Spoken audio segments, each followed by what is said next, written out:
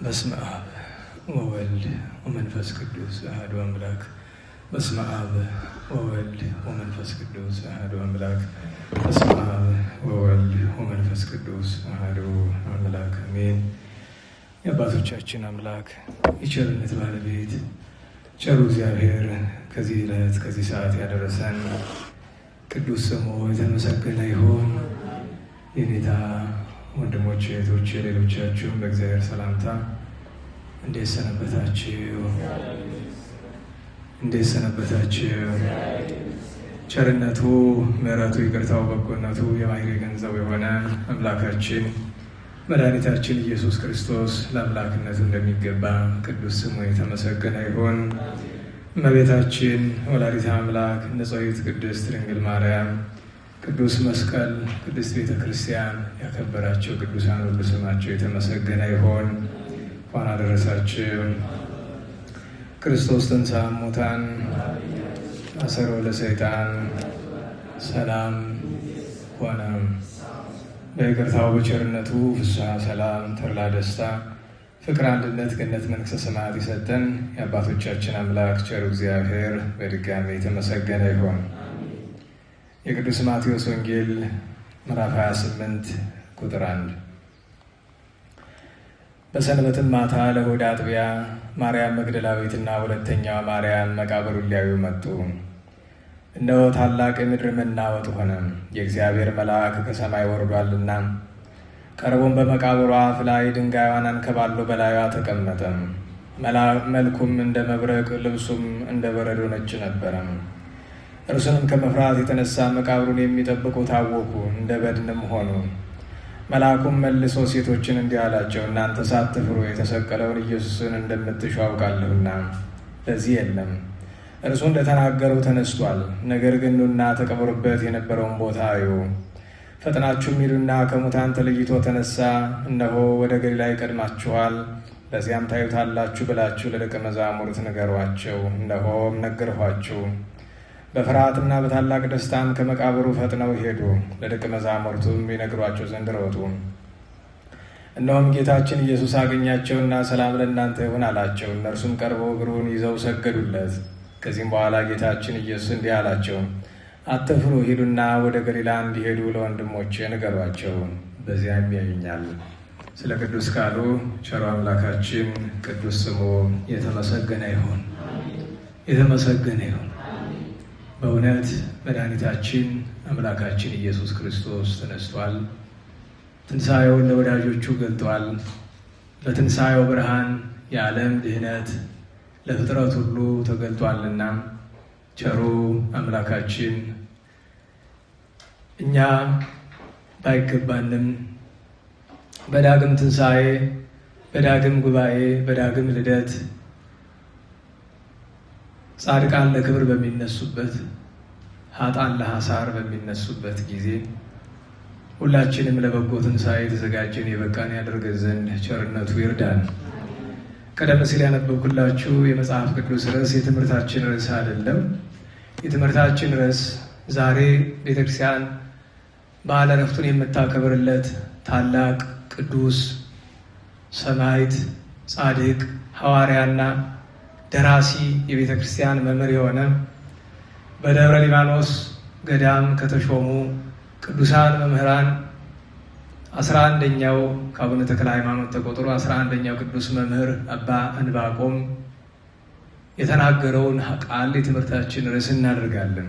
ቅዱስ አባታችን አባ ዕንባቆም አፈቅረኪ ድንግል በኩሉ ልቤ፣ ድንግል ሆይ በፍጹም ልቤ እወድሻለሁ ይላል።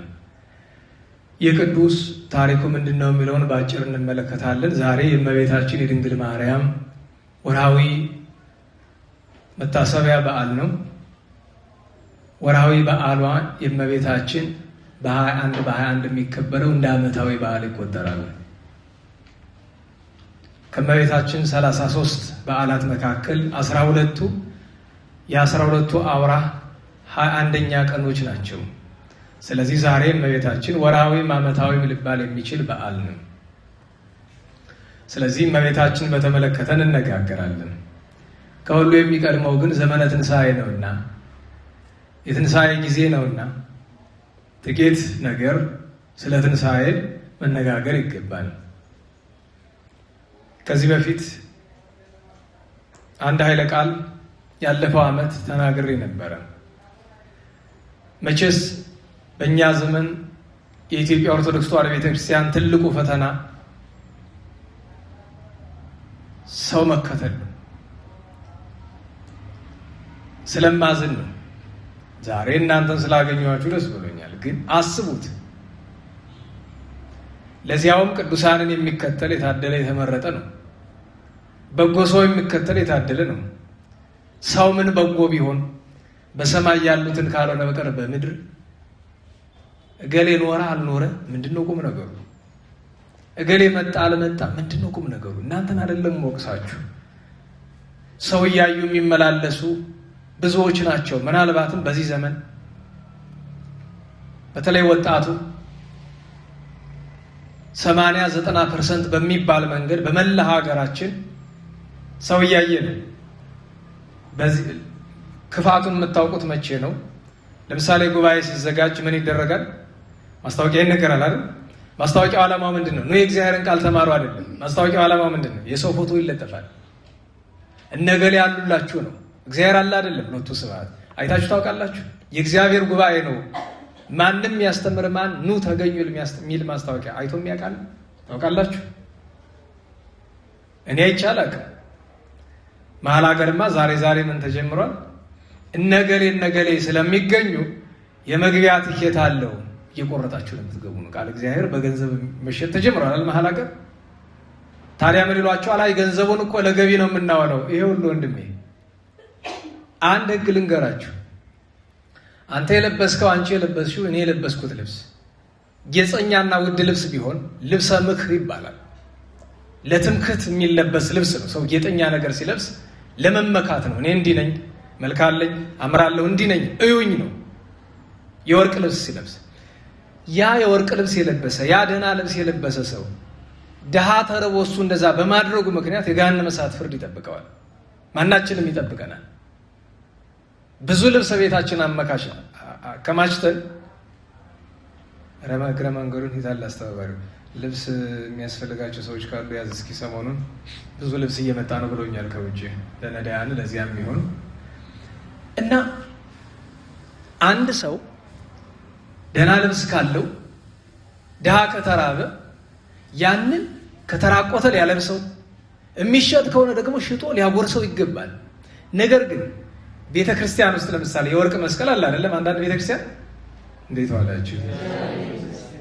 መቼም ትንሽ ብትሆኑ እግዚአብሔር ይመስገን ለማለት አታነሱም። እንዴት ዋላችሁ? የወርቅ መስቀል ያለባቸው አድባራት አሉ አይደለም? ድሃ ቢራቢያን የወርቅ መስቀል አውጥተን ሽጠን ለድሃ እንሰጠዋለን? አንሰጠውም። ነዋየ ቅድሳት የፈለገ ተአምር ቢፈጠር ወጥቶ ለድሃ ሊሰጥ አይችል። ለምን? ነዋየ ቅድሳት ነው። የእኛ ልብስ ግን ተርታ ነገር ነው። ተርታ ነገር ነው እና እኔ የቤተ ክርስቲያንን ቅዱስ መስቀል ሽጬ ለድሃ ሰጠው ብዬ እንደ ጽድቅ ካወራሁኝ እብደት ነው። ልክ እንደዛ ሁሉ ቃል እግዚአብሔር የማስተምራቸው አስከፍዬ ነው ብለህ ገንዘብ አስከፍለህ አስተማርኩ ብለህ ያንን ገንዘብ ለገዳም ብትረዳው በቤተ ክርስቲያን ላይ መዘበት ነው የሚሆንብህ። ሁልጊዜ እንደምለው ቀላሉ መንገድ ምንድን ነው? ኑ ተማሩ ትላለህ። ሰው ከተማረ የእግዚአብሔር ቃል ከገባው ምን ትለዋለህ? እገሌ የሚባል ገዳም ተቸግሯል፣ እርዳ፣ አስራት አውጣ ትለዋለህ። እሱ አይደለም ይሻል እንጂ በግድ ካልከፈልክ አትማርም። የእግዚአብሔርን ቃል ተብሎ እዚህ ያደረሰን ምንድን ነው ይባል? ቃል እግዚአብሔርን እኔን ጨምሮ ሁላችንም ሰዎች እኛ እንዲከተሉን መሳሪያ ያደረግነው። እውነቴን ነው። ለእኔ ትልቁ ፌለር ትልቁ ውድቀት ብዬ የማስበው ይሄን ነው። ምክንያቱም ለዘመናት ምናልባት የእድሜን እኩሌታ ያክል የጮኩት የለፈለፍኩት ፍሬ እንዳላፈራ ማውቅበት መንገድ ይሄ ነው። ምክንያቱም እግዚአብሔርን ማምለክ እንዲገባቸው ማድረግ ቢቻለን ኑሮ እገሌ ሲቀርብ አልቀሩ ነበር። እንዴት ዋላችሁ? አስቡት። እና ስለዚህ ነገር እናንተን ምስጋና ለስጋ ለባሽ በምድር ላለ ሰው የሚጠቅም ነገር አይደለም፣ ግን መልካም ነው። ግን ደግሞ አስተውሉ፣ እናንተም ነገተረኞች እንዳትሆኑ። ሰውን ባዕድ አምልኮ አስተምረነዋል። እኔ የንታ ባሉበት መድኃኔዓለም የጠብቃቸውና የንታ ሊቀ ሊቃውንት ጉባኤ ብዙ ጊዜ እንዴት ማስተማሪያው እንዳሉ መሰላችሁ? ድንገት ዝም ብሎ ይመጣሉ። ለምሳሌ ዝም ብሎ ስለ ትምህርት ላይ ሰተት ብሎ ገብቶ ይቀመጣሉ። እንጃ ዛሬ አላውቅም እንግዲህ በፊት የሚያደርጉት እንደምናገር ነው። ለምን ይባል እሳቸው አሉ ተብሎ ሰው እንዲሰበሰብ ፍላጎት የላቸው። መቼም ከእሳቸው የሚበልጥ መምህርና ሰባኪ በዘመናችን እኔ አላውቅም። የለም እንዳለን በከኔ እውቀት ልቅ ውጭ የሆነ እኔ የማላውቀው ሰው ሊኖር ይችላል። እኔ ግን የማውቀው የለም። የሚገርማችሁ ነገር በጣም ምርጡን ትምህርት የሚያስተምሩ ጥቂት ሰው ሲኖር ነው። ብዙ ጊዜ ልብ ብላችሁ ከታዘባችሁ ለምን የሰው መብዛት አለመብዛት ለሳቸው ጭንቅ የለውም። እና ስለዚህ እኔ ከስንት ጊዜ በኋላ መጥቼም ቢሆን ያለመጣሁበትን ምክንያት መድኃኔዓለም የሚያውቀው ወደፊት የሚሆነውን ነገር እግዚአብሔር ያውቅና ግን እንደዚህ የምንዋቀሰው ጥሩ ስላልሆነ አንደኛው ለምን ብትሉ ዘመነ ትንሣኤ ነው ብለን ካልን ቅድም መድኃኒታችን በትንሣኤ ዘጉባኤ በቀኝ ለመቆም የጻድቃንን ትንሣኤ ለመነሳት ያብቃን ብለን ስንል እንዲሁ በምኞት የሚሆን ነገር አለ። በመመራረቅ የሚደረግ ነገር አለ። ምርቃት መልካም ነገር ነው። ምኞትም ጥሩ ነው። መመኘት አይከፋም። ነገር ግን የእግዚአብሔር መልአክ ቅዱስ ሚካኤል፣ ቅዱስ ድሜጥሮስ በዚያ ሁሉ ቅድስናው እያለ ግን ደግሞ የበዓላት የአጽዋማት ነገር ውሳኔ ስላላገኘ ጾመ ነነዌ፣ አብይ ጾም፣ ጾም ሐዋርያት ሁልጊዜ ሰኞ ሰኞ ቢገቡ፣ ደብረ ዘይት ሆሳዕና፣ ትንሣኤ ጰራቅሊጦስ ሁልጊዜ እሁድ እሁድ ቢውሉ፣ ስቅለት ሁልጊዜ ከዓርብ ባይወጣ፣ ዕርገት ከሐሙስ፣ ርክበ ካህናት፣ ጾመ ድህነት፣ ርክበ ካህናት ማለት የዛሬ ሳምንት ረቡዕ ማለት ነው። ጾመ ድህነት እነዚህ ከረቡዕ ባይወጡ ብሎ ተመኘ። መልአኩ መጥቶ ምን አለው? ነገር በምኞት አይፈጸምም አለች። እንዳትረሱ። ደህና ዋላችሁ። ምኞት መልካም ነው፣ ግን ነገር ጉዳይ ቅድስና መልካም ስራ በምኞት አይፈጸምም። ምኞት መነሻው ሊሆን ይችላል እንጂ እየሰማችሁ ነው። መመኘት ብቻውን በቂ አይደለም እና በዳግም ጉባኤ በዳግም ትንሣኤ በቀኙ እንድንቆም ካስፈለገ ለዚያ የሚገባ ሰብዕና ሊኖረን ይገባል። ሙከራ ማለት ቢያንስ ቢቀር በዚህ ዘመን ኤርምያስ ምንድን ያለ? ነቢዩ ቅዱስ ኤርምያስ በስጋ ለባሽ የሚታመን ሁሉ የተረገመ ነው ይላል አይደል? አስባችሁታል? ሰው የሚከተል የተረገመ ነው ይላል። የተረገመ ነው። ቅዱስ ዳዊት ምን አለ? ከንቱ ተአምኖ በሰብ፣ በሰው መታመን፣ ሰውን አምኖ መሄድ መጓዝ ከንቱ ነው። በእግዚአብሔር ንገብር ኃይል ትፈልጋላችሁ? ኃይል ማድረግ እንፈልጋለን? ንገሩኝ። ኃይል የሚደረግ በማን ብቻ ነው? በእግዚአብሔር። በእግዚአብሔርና የእግዚአብሔር በሆኑት ብቻ እንጂ ስጋ ለባሽ በምድር ያለ ለራሱ እንኳን መቆም ያልቻለውን ሰው ተስፋ ማድረግ ከትንሣኤው ጉባኤ ያስወጣናል። ከዚያ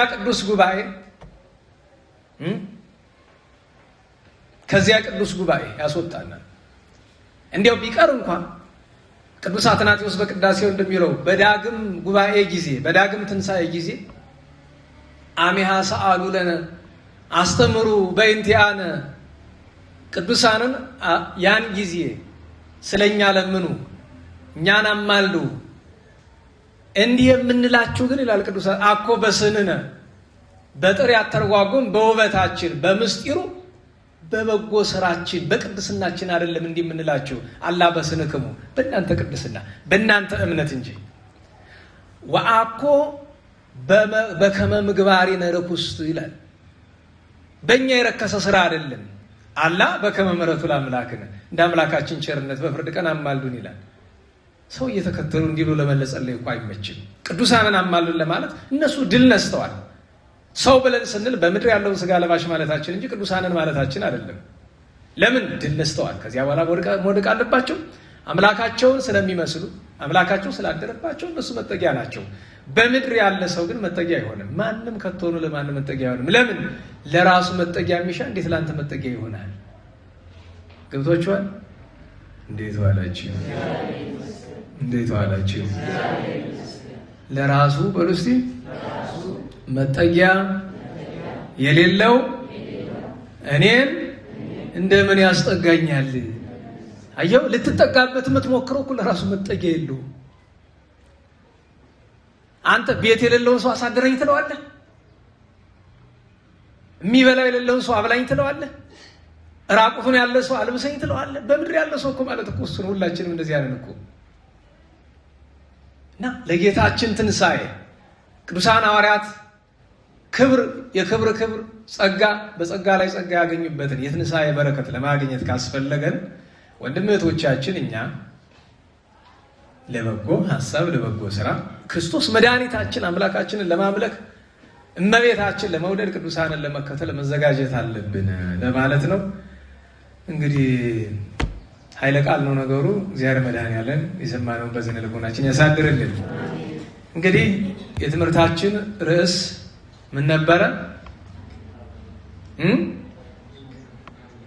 አፈቅረኪ ድንግል በኩሉ ልቤ፣ ድንግል ሆይ በፍጹም ልቤ እወድሻለሁ።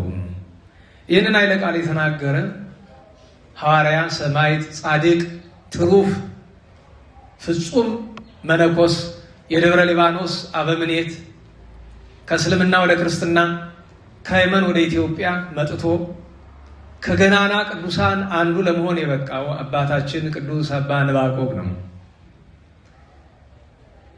ጎንደር ውስጥ ካሉ ከ44ቱ አድባራት መካከል አንደኛው አዘዞ ተክለ ሃይማኖት ብትሄዱ የዚህ ቅዱስ የዚህ ታላቅ ቅዱስ ገድል አለ በብራና። በጣም ክሩም የሆነ ብራና። ይህ ቅዱስ እመቤታችንን እወድሻለሁ ብሎ አለ። ተመሳሳዩን ነገር አፄ ልብነ ድንግል ግራኛ አህመድ ሲያሳድዳቸው እመቤታችን ብለዋታል። ከዳዊት መዝሙር ጋር እያመሳሰሉ ስብዓተ ፍቁርን ሲያዘጋጁ ባለፈው ስናገር የነበራችሁ አድምጣችሁ ከሆነ እዚህ የእንታ ድጓ በመጽሐፍ ቅዱስ መጽሐፍ ሲመረቅ ከሳምንታት በፊት በአብይ ጾም ስብዓተ ፍቁር አባ ጊዮርጊስ ጀመረው፣ አፄ ዘርዓ ያዕቆብ አስፋፉት። ዛሬ የምናውቀው ስብዓተ ፍቁር ግን የተደረሰ በአፄ ልብነ ድንግል ነው። በስደት ሆነው በእንባ በለቅሶ ሆነው እግዚአብሔርን መበደል የሌለባቸውን ነገር በድለው በኋላ በታሪኩ ላይ እንደምናገኘው ማድረግ የሌለባቸውን ነገር ሲያደርጉ እግዚአብሔር ተቆጥቶ ከሳቸው አልፎ ሀገሪቱን ቀጣት። ያን ጊዜ በመካከል ሲለምኗት ቆይቶ ለመዝሙር 17 ሲያናጽሩ አፈቅረኪ ድንግል በኩሉ ኃይሌ፣ ድንግል ሆይ በአቅሜ በመጠኔ ባለኝ ኃይል ሁሉ እወድሻለሁ። ለምን ብትይኝ አንቲ ጸወንየ፣ አንቺ አምባ መጸጊያዬ፣ ወማእምንትየ የምታመነው በአንቺ መታመኛዬ አንቺ። እና ታዲያ እንደዚህ የምትለኝ ምን ፈልገህ ነው ትይኝ እንደሆነ ውስተ እዝንኪ ባጽራህየ፣ ልመናዬ ወደ አንቺ ጆሮ ይድረስልኝ ብሎ አፄ ልብነ ድንግል ለምኖ እመቤታችን ተገልጻ የእግዚአብሔርን ምሕረት ይቅርታ ምታላቸዋለች። ታዲያ የቅዱስ ዕንባቆም እንዲህ ያለበት ምክንያት ምንድን ነው? ድንግል ሆይ በፍጹም ልቤ እወድሻለሁ ብሎ ሲል ለምን? ታሪኩን ባጭር እንዳሰው አባታችን ቅዱስ ዕንባቆም ኢትዮጵያዊ አይደለም። ኢትዮጵያ አይደለም ብቻ ሳይሆን ሀበሻ አይደለም። አረቦችን ታውቃላችሁ? አረብ አይታችሁ ታውቃላችሁ? እንዴት ዋላችሁ? እንዴት ዋላችሁ? አረብ አይታችሁ ታውቃላችሁ? በቴሌቪዥን ይህን ትምህርት ሲቀዳ የሚሰሙት ብዙዎቹ አረብ ሀገር ያሉ ስለሆኑ ደግሞ ለአረብ 24 ሰዓት አፍጠውብን ነው የሚሉ ከአረብ ጋር የሚኖሩ ብዙ ወገኖች አሉና ሰው አረብ ሲባል እስላም ማለት ይመስለዋል። መጀመሪያ ደረጃ አረብ ማለት እንደ በጥሬ ቃሉን ተርጉመው ካለ በምዕራብ አቅጣጫ እንደ ማለት ነው። ምስራቅ ፀሐይ እስከ አረብ ይላል አይደል? ከፀሐይ መውጫ እስከምን እስከ መግቢያው ድረስ አርበ ገባ ተካተተ አይደል? አረብ መካተቻ አረብ እንዲያ ነው ነገሩ። አረብ እንደ ስመ ነገድ ነው እንጂ አረብ ክርስቲያን እንዳለ አታውቁም? እንዴት ዋላችሁ? አብዛኛው አረብ ሙስሊም ነው አይደል? አሁን ነገሩኝ። ነገር ግን የመጀመሪያዎቹ አረቦች ሙስሊም ነው ክርስቲያን የነበሩ ክርስቲያን የነበሩ፣ ከክርስትና በፊት ደግሞ ብዙዎቹ ጣዖት አምላኪዎች ነው የነበሩት። ስለዚህ መሐመድ እስከመጣበት እስከ 7ኛው ክፍለ ዘመን ድረስ ከ600 ዓመታት በላይ አብዛኛው አረብ ወይ ክርስቲያን ነው ወይ ደግሞ አይሁዳዊ ነው። እና አረብ ማለት እስላም ማለት አይደለም። ለምን አረብ ሆኖ ክርስቲያን ብቻ ሳይሆን ሌሎች እምነቶችንም ያመልኳል። እንግዲህ አረቦቹ መልካቸው ምን አይነት ነው? መቼስ አረብ ይሄ ምዕራቡ ዓለም የአውሮፓ የነዚህ የአፍሪካውያን አውሮፓና አሜሪካ፣ ምስራቁ ዓለም የካሪቢያን ሀገራት፣ ላቲን አሜሪካ፣ ህንድ ሁሉ የተለያየ መልክ ነው ያለው አይደል? መልኩን ያንዳንዱ ሰው ቢጫ ይላል። እኔ ቢጫ ሰው አላውቅም፣ ግን ቢጫ የሚሏቸው አሉ። እና ወላችሁ ብራውን የሚሏቸዋል። አሁን የሰው መልክ እንዴት ብራውን እንደሚባል ላይ አይገባኝም። ከዛ ደግሞ ሬድ ኢንዲያንስ ይሏቸዋል። ደግሞ ሬድ ኢንዲያንስ አንድ አውሮፓዊ ተጓዥ ያላለ በታሪክ ትምህርት የምታውቁት አሜሪካን አገኛት የሚባል ማን? ክሪስቶፈር ኮሎምበስ ነው አይደል? አሁን ኮሎምበስ አስቡት፣ ሰውየው መሄድ የሚፈልግ አሜሪካ አይደለም። አሜሪካን አያውቃትም። የዛን ጊዜ አሜሪካ የሚባል ስምም አልነበረም። የት ነው መሄድ የፈለገ? ህንድ ነው። መንገድ ሰዓትና የት ይደርሳል? ዛሬ የአሜሪካ ታችኛው አላል የኢስት ኮስቱ ላይ ወይም የምስራቅ ዳርቻው ላይ ትንሽ ወረድ ብሎ ያለበት ስፍራ ላይ ይደርሳል። ከዛ እሱ የት እንደደረሰ ነው ያሰበ? ህንድ። ስለዚህ በነገራችሁ ላይ ታውቃላችሁ አይደለም? ህንድን አግኝቻታለሁ ብሎ ነው የሞተ ነው የሚባል። በቃ ለሱ አሜሪካ ህንድ ናት። ከዛ እዛ ያሉ ሰዎችን ምናዊ ብሎ ስም አወጣላቸው፣ ህንዳውያን። ዛሬ ድረስ አሜሪካን አሉ ኔቲቭ አሜሪካንስ ይባላሉ። የድሮዎቹ ዋናዎቹ አሜሪካን ስማቸው ማለት ነው ሬድ ኢንዲያንስ። እንግዲህ አስቡት፣ ሰውየው ሁለት ነገር ተሳስቶ ሁለቱንም ነገር ግን እርማት ለመስጠት የሞከረው ሰው አልተገኘም በዘመኑ። ያገኘዋት ህንድ ናት አለ። በቃ እንደ እንትን ታውቃላችሁ አይደለም? የአውሮፓ እና አሜሪካ እነሱ የፈለጉት ነገር እንዲሆን ይፈልጋሉ። እነሱ ለምሳሌ እኛ ያለንባት አህጉር ማን ነው ስሙ? ኧረ ነገሩኝ። አፍሪካ አይደለም? አፍሪካ አይደለም ስሙ። አፍሪካ ያሏት እነሱ ናቸው። ለምን? ሰሜናዊ አሁን አፍሪካ የሚባለው ክፍል አካባቢ ላይ ኢፍሪም የሚባል ማህበረሰብ አለ። እነሱ ደግሞ አካባቢያቸው ምን ተብሎ ነው የሚጠራ? በእኛ በግዙ እንኳን ማን ይለዋል? አፍራቃያ ይለዋል። 5ቱ አይጉር ይባላሉ። የ5 አውራጃዎች ስብስብ የሆነ አፍራቃያ ይባላል። የአንዲት ብጣቂ ነገር ስም አመጣው ሙሉ ሀገሩን ጠሩት። እኛ ሁላችንም ተከትለን አፍሪካ አለ። ዩሮፕ ምን ማለት ነው? አጥኑ እስቲ ምን ማለት ነው? ከምን የመጣ አውሮፓ የሚል ነናዋላችሁ። መጀመሪያ የራሳችሁን ታሪክ አጥኑ። ቀጥሎ እንደገና ደግሞ የዓለምን ታሪክ አጥኑ። ከሁሉ የሚቀድመው ግን የቤተክርስቲያንን ታሪክ አጥኑ። እና አሜሪካና አውሮፓዎችን ስታስቧቸው ማንን ይመስላሉ መስላችሁ? ባህር ዳር ውስጥ አንድ ባለ ሀብት ነበረ ይባላል እና አሳ በጣም ይወዳል። እና አሳ የሚያጠምድበት ቦታ ላይ አለቃ ሰው አሉ። እንግዲህ እውነት ይሁን ውሸት እግዚአብሔር ያውቅላቸው። ከዛም አራጅ ሲያጣ ግልገሉን ይዞ ሄዶ ጣና ውስጥ ወረወረው። እንደገና በመረብ ይዞት ወጣ። አርዶ አሳ ነህ ብያለሁ፣ አሳ ነህ እያለ በላው ይባላል። እንግዲህ ብያለሁ ነው አይደል? በሌላ ቋንቋ ደግሞ ምን ይባላል? እነዚህ ባህር ዳሮች ቅር እንዳይላቸው እንጂ አንድ ሰው ከዚህ አካባቢ ወደ ባህር ዳር ይሄዳል እና በጣም የታወቀ ጠንቋሊ አለ። ጠንቋይ አለ። ሄዶ የነገረውን ችግር ለድሮ ሰይጣን ትንንሽ ምልክት ይሰጠው ነበር። ለዚህ ግን ምንም ምልክት አልሰጠዋለም። ለአንተ መፍትሄ ይሄን ያህል ትከፍላለህ አላስከፈለው እና ምንድን ነው አለ፣ ሂድና አረንጓዴ ዶሮ ፈልገህ አምጣ፣ በሱ ነው የምትድናለህ። እንዴ ጠንቋዮች ማን ነው ስማቸው? ምንድን ነው የሚባሉ? አባዬ ነው የሚሏቸው ብዙዎቹ። በነገራቸው በጣም የሚያሳዝነው ነገር ኧረ አባዬ አረንጓዴ ዶሮ እኮ የለም በመሰነ ፍጥረት አይገኝም። እንግዲህ ብለናል መዳን ከፈለክ ታመጣለህ እና ብለናል አለ ባህር ዳር ጠንቋይ እየተባለ ተረቱ ነው ይኖራል። እና እንግዲህ ይህንን ስላለ ቅር የሚለው ደግሞ ሁሉ ነገር ዘረኝነት የሚመስለው ሰው እኮ አለ። ይሄ ትምህርት ያመጣው ነገር ነው። እግዚአብሔር መድኃኒዓለም ሁላችን ይቅር ይበላል። እና እነሱ የፈለጉት ነገር እንዲሆንላቸው ነው ሁልጊዜ ምኞታቸው። ለሁሉም ስም ሲያወጡ እገሌ ሬድ ነው፣ እገሌ ግሪን ነው፣ እገሌ ብራውን ነው፣ እገሌ ምናምን ነው ይላሉ። እኛን ደግሞ እንግዲህ ምንድን ነው ያሉ? ሀበሺ የሚሉን እኛ ምንድን ነን? አሁን እኔ ምንድን ነው? ጥቁር ነው፣ ቀይ ነው። ሁላችንም አንድ መልክ ነው ያለን። እሱ ምንድን ነው? አርአያ እግዚአብሔር። አታምኑ? አታምኑም ወይ? ከመሃላችን መልከ ጥፉ አለ? ንገሩኝ። አንድን ሰው መልከ ጥፉ ማለት ፈጣሪውን መስደብ ነው። ሁለቱ ስብሐት። አንዳንድ ጊዜ እንደ አፍ አመልጦ ሁላችንም አፍ ላይ ቢመጣ እንኳ ስህተት ነው። ንስሐ የሚገባበት ከእግዚአብሔር ምሕረት የሚለመንበት ነው። እግዚአብሔርን ማክበር የሚገባ መጀመሪያ በስነ ፍጥረቱም ስለሆነ አንድ አባት ሰማ የሚባሉ አባት ታውቋቸው ከሆነ አብዬ ጊዜ አለው። አንድ ቀን መጽሐፍ ይዘው እየወሰዱ ወደዛ ያስቀምጣሉ። እድሜያቸው ስለገፋ ደከማቸው እና ካለበት ነው ለቀቁት ወደዚያ። በጣም ተበሳቸው። ደግሞ በጣም ወዶ መጽሐፍ ስንክሳር ማለት ነው እንግዲህ ይገባቸዋል። ተበሳጭቼ እንዴት መጽሐፍ ይወረውራሉ ብዬ በቃ እንካስላንት እያገባን ያውም ቤተ ክርስቲያን ውስጥ ብዙ ስንነጋገር እኔ የረታኋቸው መስሎኝ ለማሸነፍ እሱ መቼ ነው ቅዱሳት መጻሕፍትን የሚያከብሩ ብዬ ስላቸው፣ አረ ከመጽሐፉ ሳትደርስ አንተ መቼ ነው ሰው የምታከብር? ግን ሹልክ ወጥቼ ሄድኩኝ። ተረታው ማለት ነው። እዛች ቀን በኋላ ክርክር የለኝም።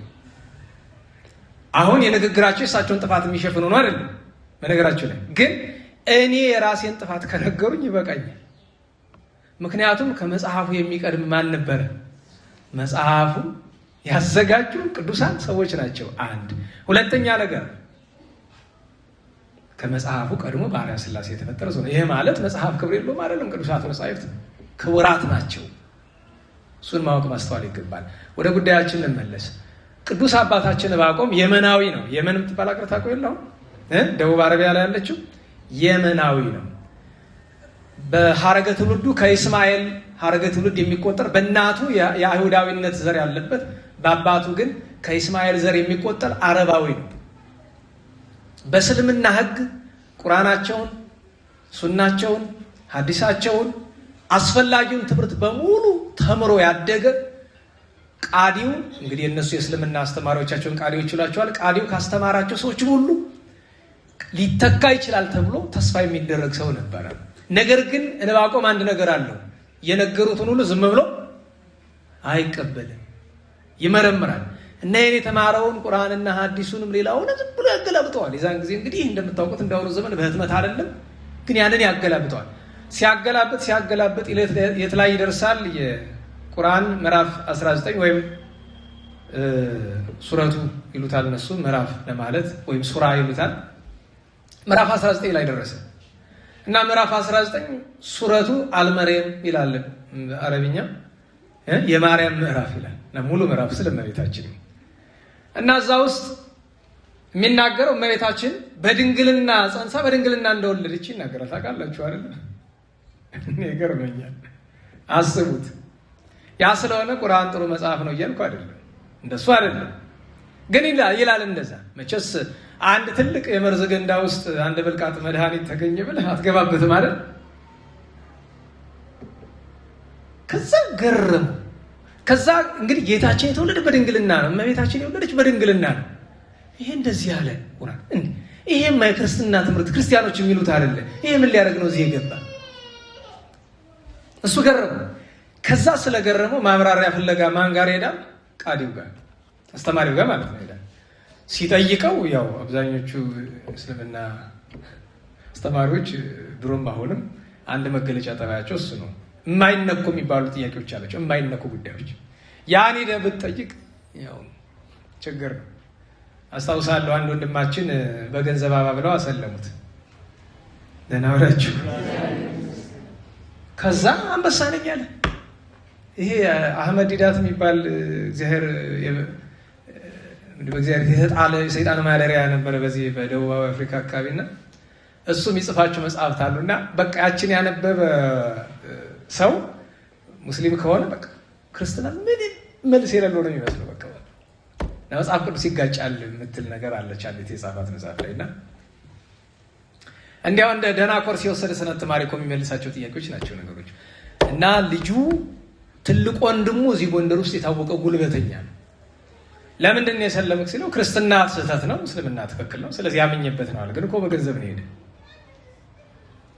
በገንዘብና በሴት ነው ብዙ ሰው ያበላሽ እንድታውቁት። እና ከዛ ምን ቢል ጥሩ ነው ከፈለግ ካሉ በክርስትና አሉ የሚባሉ ሊቃውንትን አምጣና አከራክረኝ። እንዲያውም አለ እኔ ለማንም ጋር መከራከር አልፈልግም፣ ሊቀ ሊቃውንትን አምጣችሁ እና አንዳንዱ ታውቃላችሁ አይደለም ያቺ ድንቢጥ ናት ምንድን ናት ከዝሆን ላይ ሆና ድልድዩ ሲንቀሳቀስ አናወጥ ነው አለች ይባላል። ነገሩን ስሰማ እኔ እሱ ጋር እንደዚህ ያለ ሰው ጋር መነጋገር አልፈለኩም። ግን የታስም ተጠራው እኔ እንኳን ለሳቸው ለተማሪዎቻቸው አልመጥንም። እንደ ተማሪዎቻቸው ያክል ደረጃ የለኝም። እስቲ አቅሙን ላሳይ ብዬ እጅ 10 ጥያቄዎች ተመለሱለት። አመንኮ እየተባለ ነው የምንተላለፍ። አምናል ተረታል እየተባለ አዎ እያለ እያምነው በመጨረሻ ግራ ተጋባ። ለምን ቢባል በቃ ዲሲፕሊን ሆኖ ነበረ፣ ጭንቅላት በራሱ እርግጠኛ ሆኖ ነበረ። ቀን በዛ ባነበበው ነገር ምንም መልስ የለውም ብለው አስተምረውታል። እነሱ በቃ ለእነዚህ 10 ጥያቄዎች በክርስትና ምንም መልስ የለም ብለውታል። እና መጨረሻ ላይ ምን ቀረህ ብሎ አለው። አይ ቆይ እኔ ጥያቄ ልስጥ፣ እኔ 9 ጥያቄ ልስጥ ቁርአንና ሐዲስ ላይ ያለ ለነዚህ 9 ጥያቄዎች ለኔ መልስ እንድትሰጠኝ አይደለም። አንተ አታውቀውም ጨርሶ። ለምሳሌ ለሞክርዬ 2-3 ጥያቄ ጠይቁት። ኧረ ሰምቼዋለሁ አቅም ተወኛል። ሂድና ከቻልክ ዋናውን ዑለማውን ካልቻልክ ማንኛውንም አስተማሪ ኡስታዝ ምናምን የሚባሉትን እነዚህን 9 ጥያቄዎች ጠይቃቸው። ግን የመጀመሪያውን ጥያቄ ገና ስታነሳ ምልክት ልስጥ፣ ደም ነው የሚለብስ አይኑ። በቃ በዚህ ታውቀዋለህ። ለምን አይነክ የሚባሉ ጥያቄዎች አሏቸው። ለምን መልስ የለም። እምነታቸውን ሊያዋርድ የሚችል ነገር ነው። ታውቃላችሁ አይደል? እነሱ እንደዚህ በጣም የገነኑ እኔ ዛሬ 6-7 ዓመት አንዳንድ ምላሾችን ሰጥተዋል። ተዘመተብኛል። ያ ሁሉ ነገር ተደረገ። ድል ያሸነፉ መሰላቸው። ኋላ ማንን ጣለባቸው? በስውር የሚዋጓቸውን የኢንተርኔት ሰዎችን ጣለባቸው አሉ አይደል? አንዳንድ ስማቸው ማን እንደሆነ አላውቅም እንጂ አንዳንድ ቪዲዮዎች እናያለን አይደል? ገሌ የሚባሉ የምታውቋቸው ኢንተርኔት የሚጠቀሙ አንድ ኖርማል ሰው እንዴት እንዳናወጣቸው ተመልከቱ። የቤተ ክርስቲያን ትምህርት በመጠኑ ብቻ የተማረ አንድ ኖርማል ሰው የቤተ ክርስቲያን መምህር እኮ አይደለም አይደል? ልጁ ደህና ዋላችሁ። ብሉያት የተማረ ነው፣ ሐዲሳት የተማረ ነው።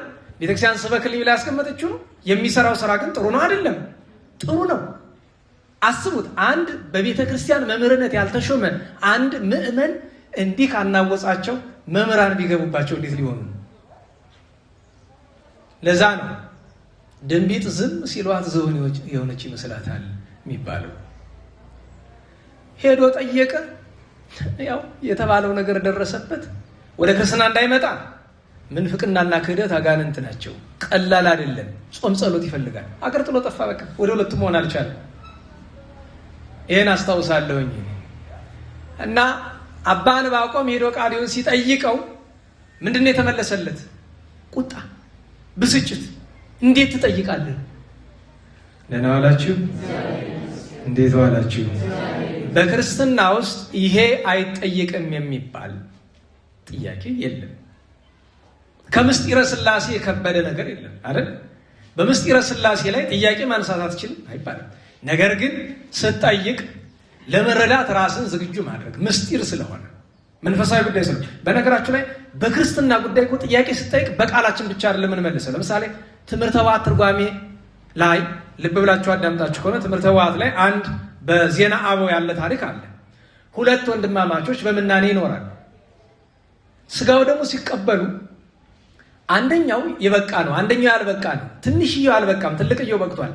ትንሽየው የክርስቶስ ስጋው ደግሞ አማናዊ ስጋው ደግሞ መሆን እንደምን ይቻላል እያለ ልቡ ይጠራጠርበታል። ግን እንዳይጠይቅ ደግሞ ይፈራል። ትልቅየው የበቃ ስለሆነ ነገሩን አውቆ ለማደፋፈር ምን አለ? አንተ ወንድሜ አለው። አቤት። እንደ ስጋው ደግሞ ነገር ረቆብኝ ይኖራል። ስጋ ወልደ አምላክ ደመ ወልደ አምላክ የመሆኑ ነገር እንዴት ነው እያልኩ ስመራመር እኖራለሁ አለው። ትልቅየው አውቆ። ትንሽየው ምን አለ? ወንድሜ ፈርቼህ እኮ ነው እንጂ እኔም ይጨንቀኛል ብለዋል። ከዛ ትልቅየው ምን አለ? እንሂድ እስኪ ሱባኤ እንግባና እናስቀድሳለሁ። ሱባኤ ይዘው ቆይተው እግዚአብሔር ሆይ ምስጢር ግለጥልን ብለው ሱባኤ ይዘው ቆይተው ወደ ቅዳሴ ሲገቡ ትልቅየው ጌታዬ ሆይ እባክህ እኔ ማየውን እንዲያይ ግለጥለት ብለዋል። ሰግዶ ሲነሳ ወድቆ ኑሮ ሲነሳ ሀበነት ሲባል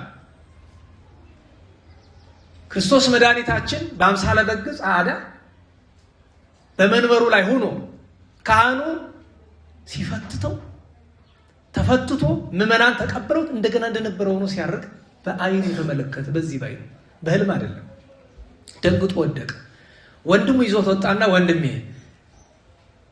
ለእኔና ለአንተ አቅም ስለማይመች አቅማችን ስለማይመጥን ነው እንጂ እኮ ለበቁት ሁልጊዜ እንደዚህ ይታያቸዋል። እና ጊዜ እኛ በቤተክርስቲያናችን የቃል ብቻ አይደለም የመጽሐፍ ብቻ አይደለም የምንሰጠው መልስ የተግባር መልስም አለ። የተግባር መልስም አለ። ለምሳሌ ቅዱስ ሚካኤል እንደሚራዳ በተግባር ማሳየት የምንችልበት መንገድ አለ። ቅዱስ ሚካኤል የምናምነው ከሆነ ብንጠራው ይመጣል። ምልክት ብንጠይቀው ያደርግልናል። በተአምራት የተሞላ እምነት ማለት እኛ መሰረታዊ ጉዳያችን በክርስትና ተአምራት አይደለም። ምን አላችሁ? የኛ የምንመካው በተአምር አይደለም። መሰረታዊ ጉዳያችን ተአምር አይደለም። ነገር ግን እንደ ክርስትና በተአምራት የተሞላ እምነት የለም። ቤትም እምነት ብትሄዱ ትሪክ ካልሆነ በቀር እውነተኛ አማናዊ ተአምራት ዛሬ ቤትም ዓለም ስትሄዱ ከየትም እምነት ታውቃላችሁ። በአንድ ሰባኪ ስብከት ምክንያት ብቻ ከአረቡ ዓለም ወደ 20 ሚሊዮን ሙስሊም እምነቱን ትቶ ወደ ክርስትና እንደመጣ ፋዘር ዘካርያ ቡትሮስ የሚባሉ አባት ታውቃላችሁ። አባ ዘካርያስ ቡትሮስ የሚባሉ በሚሊዮን የሚቆጠር ሰው በሳቸው ምክንያት እና ሌሎችን ጨማምሮ እስከ 20 ሚሊዮን ድረስ የሚሆን ለቋል። ለምን? እውነተኛ አባቶች መስበክ ብቻ ሳይሆን ከስብከታቸው ጋር የእግዚአብሔርንም ኃይል መግለጥ ይችላሉ። ቅዱሳን ሐዋርያት እንደሱ አይደለም? ይሰብካሉ አይደለም? ማስረገጫው ምንድን ነው? ታምራት ያደርጋሉ፣ ድንቅ ስራ ይሰራሉ። ቃዲው ተቆጣው፣ አዘነ። መልስ ቢሰጠኝ ምን አለ? ለምን ይቆጣኛል? ከዚያ ሲመራመር ቆየ። ታሪኩ ረጅም ነው። ለዚህ ጉዳይ መልስ ካላገኘው ቅዱስ ዳዊት ምን ብሏል? ተዘክሮ እግዚኦ ለዳዊት ወለኩሉ የዋሃቱ አለ ዘከመ መሐለ ለእግዚአብሔር ወበጽአ ለአምላከ ያዕቆብ ከመ ይበው ውስተ ጽላሎተ ቤትየ ወከመ ይዐርግ ውስተ ዓራተ ምስካብየ። ይህንን ሁሉ ቅዱስ ዳዊት የሚለው ምንድን ነው? ለዓይኖቼ ሽፋሽፍት ለጎኖቼ እረፍት አልሰጥም ምን እስካገኝ? ለያዕቆብ አምላክ ማደሪያ እስካገኝ ድረስ። እንባቆም የዛን ጊዜ እንባቆም አይደለም ስሙ፣ ሌላ ነው፣ የእስልምና ስም ነው ያለው። ለዚህ ጥያቄ መልስ ካላገኘው ድንግል ማርያም በድንግልና ጸንሳ አልመሲህ ኢሳ መሲሁን ኢየሱስን ወለደች የሚባሉ መልስ ሳልረዳ ከዚህ በኋላ በሀገር ያልቀመጥም ብሎ በሀገሩ አካባቢ የሚያስረዳው ሰው ቢያጣ ከየመን ወጥቶ ዛሬ ኤርትራ በሚባለው የጥንቱ የኢትዮጵያ ሰሜናዊ ክፍል አድርጎ በ1482 ዓመተ ምህረት ጎልማሳ ሳለ ኢትዮጵያ ውስጥ ገባ። እያያዛችሁ ደህና ዋላችሁ። በ1480ዎቹ መጀመሪያ አጼ እስክንድር የሚባሉ የኢትዮጵያ ንጉሠ ነገሥት ነግሰው ሳለ ኢትዮጵያ ውስጥ ገባ። ተሰቃየ። መምህር ፍለጋ ይህን የሚያስረዳው ኢትዮጵያ ውስጥ ገብቶ ብዙ ተሰቃየ። ለ5 ዓመታት ያክል ተሰቃየ። በ6ኛው ዓመት በደብረ ሊባኖስ አበምኔት የነበሩ ጻድቁ አቡነ መርዓ ክርስቶስ አረፉና በእርሳቸው ፈንታ አቡነ ጴጥሮስ የሚባሉ ጻድቅ አበምኔት ተተኩ። 10ኛው አበምኔት ማለት ናቸው። እርሳቸው ተተክተው እያሉ በዘመኑ ማን ነበረ? ሁላችን የምናውቃቸው ስማቸው ሲጠራ ደስ የሚለን አቡነ ሀብተ ማርያም ነበሩ። አታውቋቸው? ኧረ ዝም እያሉ እንዴት ዋላችሁ ነው ወይስ ደህና አርፈን ነበረ መተህ እየጮክብን ነው ነገሩ? እውነቴን ነው። ቀስ ብሎ የሚያስተምሩ መምህራኔን የለመደ ሰው እኔ መጥቼ ስንጠረጠርበት ስቆጣ ምን ስል ምን ይሰው እንዲያውም በቀደም የሆነ ነገር ገጠመንና ምንድን ነው ሲባል የሆኑ ትልቁን ሰው የተራው ሰው ልምከር እያለ እና ነገሩ ካለቀ በኋላ ምን አልኳቸው? አባቶቻችን ለካ ወደው አይተሩትም አልኩ። ምን ነው አሉ። አይ የሚመክርሽ ስታጭ ልምከርት ያለሽ ይላሉ አይደል አባቶቻችን። ሰምታችሁ አታውቁም? ያዟት መናፍቅ ከሃዲ ልምከራችሁ ያላችሁ ቀን ናት እቺ ጥቅስ የምትጠቀስ። እና ደግሞ ለምሳሌ አንድ ሰው ዘፈን ምን ችግር አለው? ኃጢአት ምን ችግር አለው? እንደዚህ ምናምን ብሎ ክፉ ነገር ሊመክራችሁ ከሞከረ ተው ብላችሁ እምቢ ካለ መልስ ምንድን ነው? በልተው አባቶች ያለ ነገር አልተረቱም። ምን አሉ ካላችሁ የሚመክርሽ ስታጭ ልምከርት ያለሽ ያሉ። ያዙት በደንብ ያስፈልጋል። ግን ደግሞ ደህናው ሰው ሊመክራችሁ ሲል እንዳትሉ። ምክር ያስፈልጋል። ምክር ሰናይት ይላል መጽሐፍ። ለሚፈጽማት ለኩሉ ዘይገብራ ለሚፈጽማት ምክር በጎ ነገር ናት። ያደመጣችሁ ነው። ስለዚህ ጻድቁ ማን ነበረው? እዚህ አብሮ ከአቡነ ጴጥሮስ ጋር አቡነ ሀብተ ማርያም ነበሩ። ታዲያ በዚያ ወራት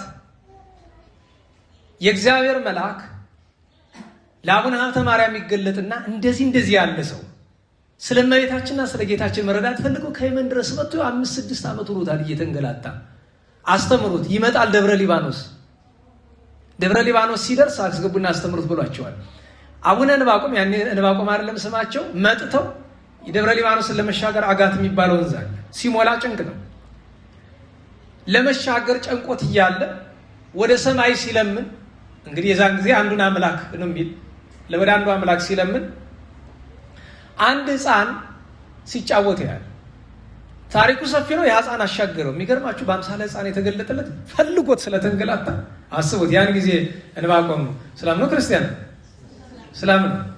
አማኒ ነው። ይህ አማኒ ነው።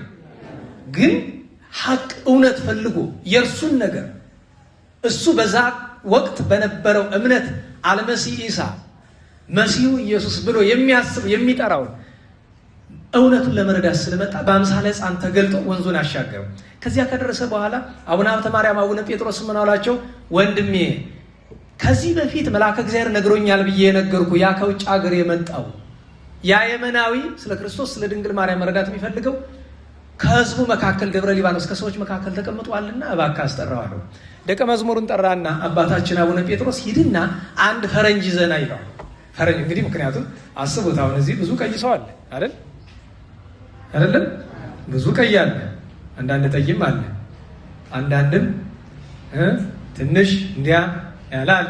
ለእግዚአብሔር ቸርነት ማለት ነው። በነገራችሁ ላይ እንድታውቁት የእኛ ሀቀኛ መልካችን ጠየም ያለው ነው። ሌላው ስንቀላቀል የመጣ ነው እንድታውቁት። ይሄ አሁን ለእናንተ ጠየም ላላችሁት ሞራል ለመስጠት አይደለም። ምክንያቱም ጠይም በመሆናችሁ የጎደለባችሁ ነገር አለ? ንገሩኝ። የእኛ ማህበረሰብ ግን በቀይ ሰው ምን ያህል አይምሮ እንደተቸገረ ጠዋት ግምጃ ቤት ተሳልመን ስንወጣ 2 እናቶች አብረውን በጎን እየሄዱ ባጃጅ ውስጥ አንድ ሕፃን ተቀምጧል እና አባቱ የጣሊያን ክልስ ነው እና በዛ ምክንያት ያው ጣሊያን ክልስ ነው ማለት ቢቻል ነው እና ግን መልክ ቅድም ብያችኋለሁ፣ መልክ ሰው አለው የለውም አይባልም አይደለም። በሰውኛ መለኪያ ነው ነገራችሁ። በእግዚአብሔር መለኪያ ወይ በእውነቱ መለኪያ ሳይሆን በሰውኛ መለኪያ እገሌ መልክ አለው የለውም እንለዋል አይደለም። በሰውኛ መልክ አለው የሚባል አይደለም። እነሱ ግን ምኑን የሳባቸው ነጭ መሆኑ ፊቱ ያ ልጅ ሲያምር፣ የሚገርማቸው እንደዚህ ያለችው እናት ከሱ 10 እጥፍ የገዛ ያዘለችው ልጅ ይሻላል። በሰውኛ መለኪያ ነው። ታዲያ በእግዚአብሔር አለ እና ፈረንጅ ፈልግ እንደዚህ አይነት እንደዚህ መልኩ ፈረንጅ የሆነ ብለው ያ ደቀ መዝሙር ቢዞር አጥቶ ተመልሶ አረ እንደዚህ አይነት ሰው የለም ማለት አቡነ ሀብተ ማርያም ጸጋ እግዚአብሔር ስላደረባቸው ብቅ አሉና ያ መሀል ይታያል ራሱ የቆሰለው አሉት። የሚገርማቸው ራሱ የቆሰለ ምን ምክንያት ነው? ሲዞር አናት ሁሉ እንደዚህ በወቅቱ ቆስሎ በረሃ በጥም በፀሐይ ፊት ለምንድነው መለየት ያልቻለው? ከመከራው ስቃይ የተነሳ እንኳን ነጭ ሊሆን ማለት ነው እንደኛ እንደ መደበኛችሁ እንደ ሀበሻዎቹ እንኳን ትንሽ ቀንበር ያላለ ነው። ጨርሶ ተቆሯል ፊቱ። እሱ ነው አሉት። ይዞት መጣ እጅ ነሳቸው። ጥቂት እያወሩ ስላለ ምን ልታረግ መጣ? ከየት መጣ እያሉ ይጠይቁታል። ነገሩን ነገራቸው። ከነገራቸው በኋላ አቡነ ሀብተ ማርያም መላሉት የእኔ ልጅ እስኪ አንድ ነገር ልጠይቅ አሉት። እሺ አባቴ ይጠይቁኝ። ምንድን ነው? ኢትዮጵያ ከመጣ ምን ተማርክ? ምን ሙያ ያዝክ አሉት። የሚገርማችሁ ነገር መልስ እየፈለገ በጎዳና አንድ ሰው አግኝቶ ምን አስተምሮታል? መልክአ ማርያም። አስቡት። ገና እኮ ነው አላመነ አልተጠመቀ፣ ግን ጠዋት ማታ መልክአ ማርያም ይጸልያል እና በቃል ይዘዋል። አዎ እስቲ በለው ብለዋል። ልክ መልኩ የመጀመሪያ ምንድን አንዳንድ አረፍተ ነገር የሆኑ አንቀጾች አሉት። እንደ መልክዓት ሳይሆን ሲጀምር ያፄ በደ ማርያም ነው። አሁን የምናውቀው ይሄኛው መልክ አይደለም።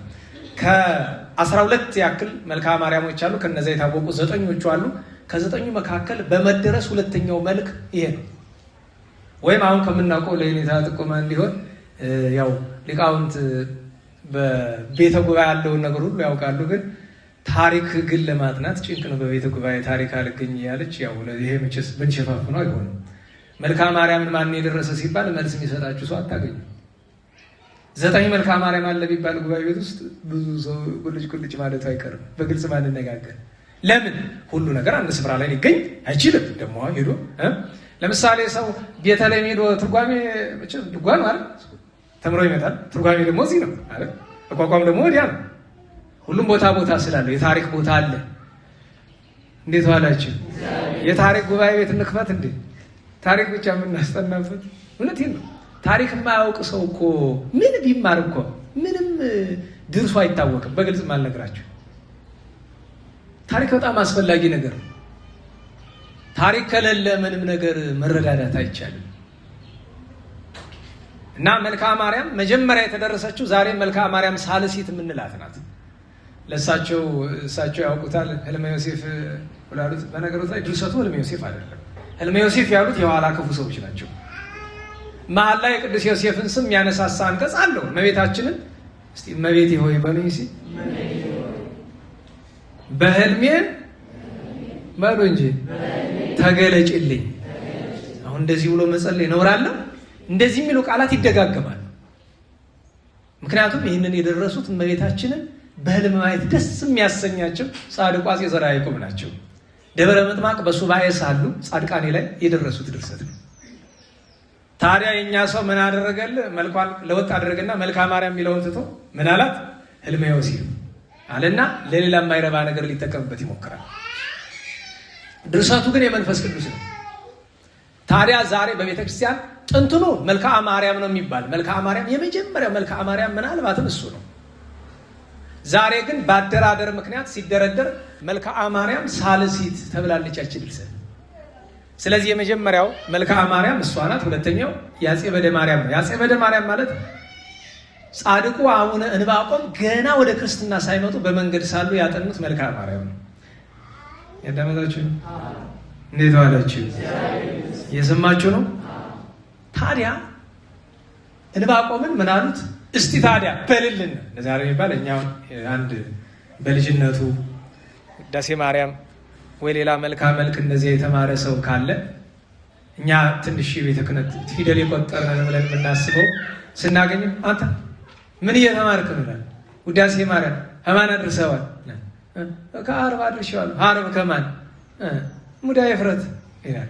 እሺ እንግዲያው እስቲ የዓርብ ማንሻዋን በልልኝ ትለዋለህ። እንደመፈተን ነው ነገሩ። እና አቡነ ሀብተ ማርያም እስቲ በልልን አሏቸው። የመጀመሪያዎችን አንቀጽ ደርሰው ልክ ወይ ሰውራኒ አክናፍኪ ምንተዋት ከሚለው አንቀጽ ላይ ሲደርስ አባ ዕንባቆም እንደዛ ሲል አቡነ ሀብተ ማርያም መሬት ላይ ወደቁ፣ ደንግጠው ሰገዱ። እና አቡነ ጴጥሮስ ግራ ገብቷቸው አባቴ ምን ሆኑ አሉ።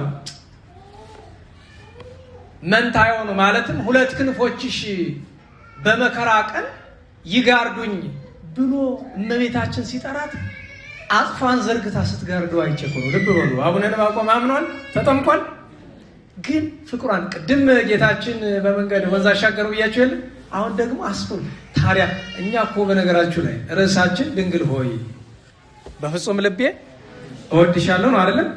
በፍጹም ልባችን ከወደዳ እንኳን እኛ በእምነት የሥላሴ ልጅነት ያገኘ ነው። ገና እኮ ፍለጋ እሷን ፍለጋ ይመጣል። አልተጠመቀው ያደረገችውን ተመልከቱ። ከዚያ በኋላ አቡነ ጴጥሮስ አስተማሪ ሰጡት፣ ተማረ፣ ዲቁና ተቀበለ። በድንግልና ነው የነበረ። ቅስና ተቀበለ። በደብረ ሊባኖስ ሲያገለግል ኖረ። ከዚያ ኢትዮጵያ በገባ 18 እና 16 ስንት ነው? 34 አትሉ? ኧረ በሞቴ እንዴት ዋላችሁ? 18 እና 16 ኢትዮጵያ በገባ በ34 ዓመቱ በተጠመቀ በ29ኛ ዓመቱ የደብረ ሊባኖስ የታላቁ ገዳማችን የደብረ ሊባኖስ አበምኔት ወይም እጨጌ ሆኖ ተሾመ። ለ3 ዓመት አገለገለ። በ3ኛው ዓመት ነገረ ሰሪዎች ከአፄ ልዕልነ ድንግል ጋር አጣሉት። ምን ብለው? ይሰድብሃል፣ ይረግመሃል፣ ይንቅሃል፣ በጸሎት ስምህን አያነሳም ብለው። ዛሬ ብዙዎቹ እንደዛ ሲሉ አትሰሙ? እንዴት ዋላችሁ? በየስፍራ ውስጥ ሄዱ። እገሌ ወደ ጳጳሶቹ ይሄዳሉ፣ ወደ ምናምን ይሄዱና እገሌ እኮ በዚህ ጉባኤ ሲሰድባችሁ ነው የሚለው። ይሄ ጉባኤ አንድም እንዲቋረጥ ምክንያት የሆነበት እሱ ነው አይደል? በየስፍራው እየሄዱ እየሰደባችሁ እኮ ነው። መቼስ ችግር አይደለ። እንዲያው ያን ለንጽጽር ለዚህ ላነሳው ፈልጌ አይደለም። የኔ የሚማርበው የእናንተም ለዚህ ያለ ትልቁ ነገር መሰለኝ። ግን እኔ ግራ ይገባኛል። አባ መቃርስ ራባዊ የሚባሉ አራተኛው መቃርስ የሚባሉ ታላቅ ጻድቅ ብሔራውያን ገቡ። ታስታውሷቸው ከሆነ መነኮሳት፣ ነገስታት፣ መኳንንት የእግዚአብሔር መልአክ ይዟቸው ብሔራውያን ሲሄድ አባታችን አንዲት የህይወት ቃል ንገረን ብለው ሲሏቸው ምንድን ነው ያላቸው? ይጹም አፉክሙ እምነገረ ውዴት ወሐሜት፣ ከሐሜትና ከነገር ስርዓት አፋችሁ ይታቀብ ብሏል። ነገር ስርዓት ምን ያደርጋል? አንተ ስተት ተነግሯል ብለህ ካሰብክ ሰውየውን ሄደህ አትጋፈጠው? ምን ሄደው ነገር ያሰራል? ስተት ሰርቶ ከሆነ ደግሞ በነገራችሁ ላይ እሺ ባለስልጣን ጉልበተኛ ምናምን ቢሆን ልትፈራው ትችላለህ። አንድ መድረክ ላይ ቆሞ የሚለፈልፍ ሰው አጠፍቷል ብሎ ካሰብክ ምንድን ነው መድኃኒት? ማስረጃህን ይዘህ ትመጣና አንተ እንደዚህ ያልከው ስተት አይደለም መጽሐፍ አይልም ለምን አመጣኸው? ገሌን ተሳደብክ ምናምን ብሎ መነጋገር እንጂ ነገር ስርዓት ማንን ሊጠቅሙ? ራሳቸውን።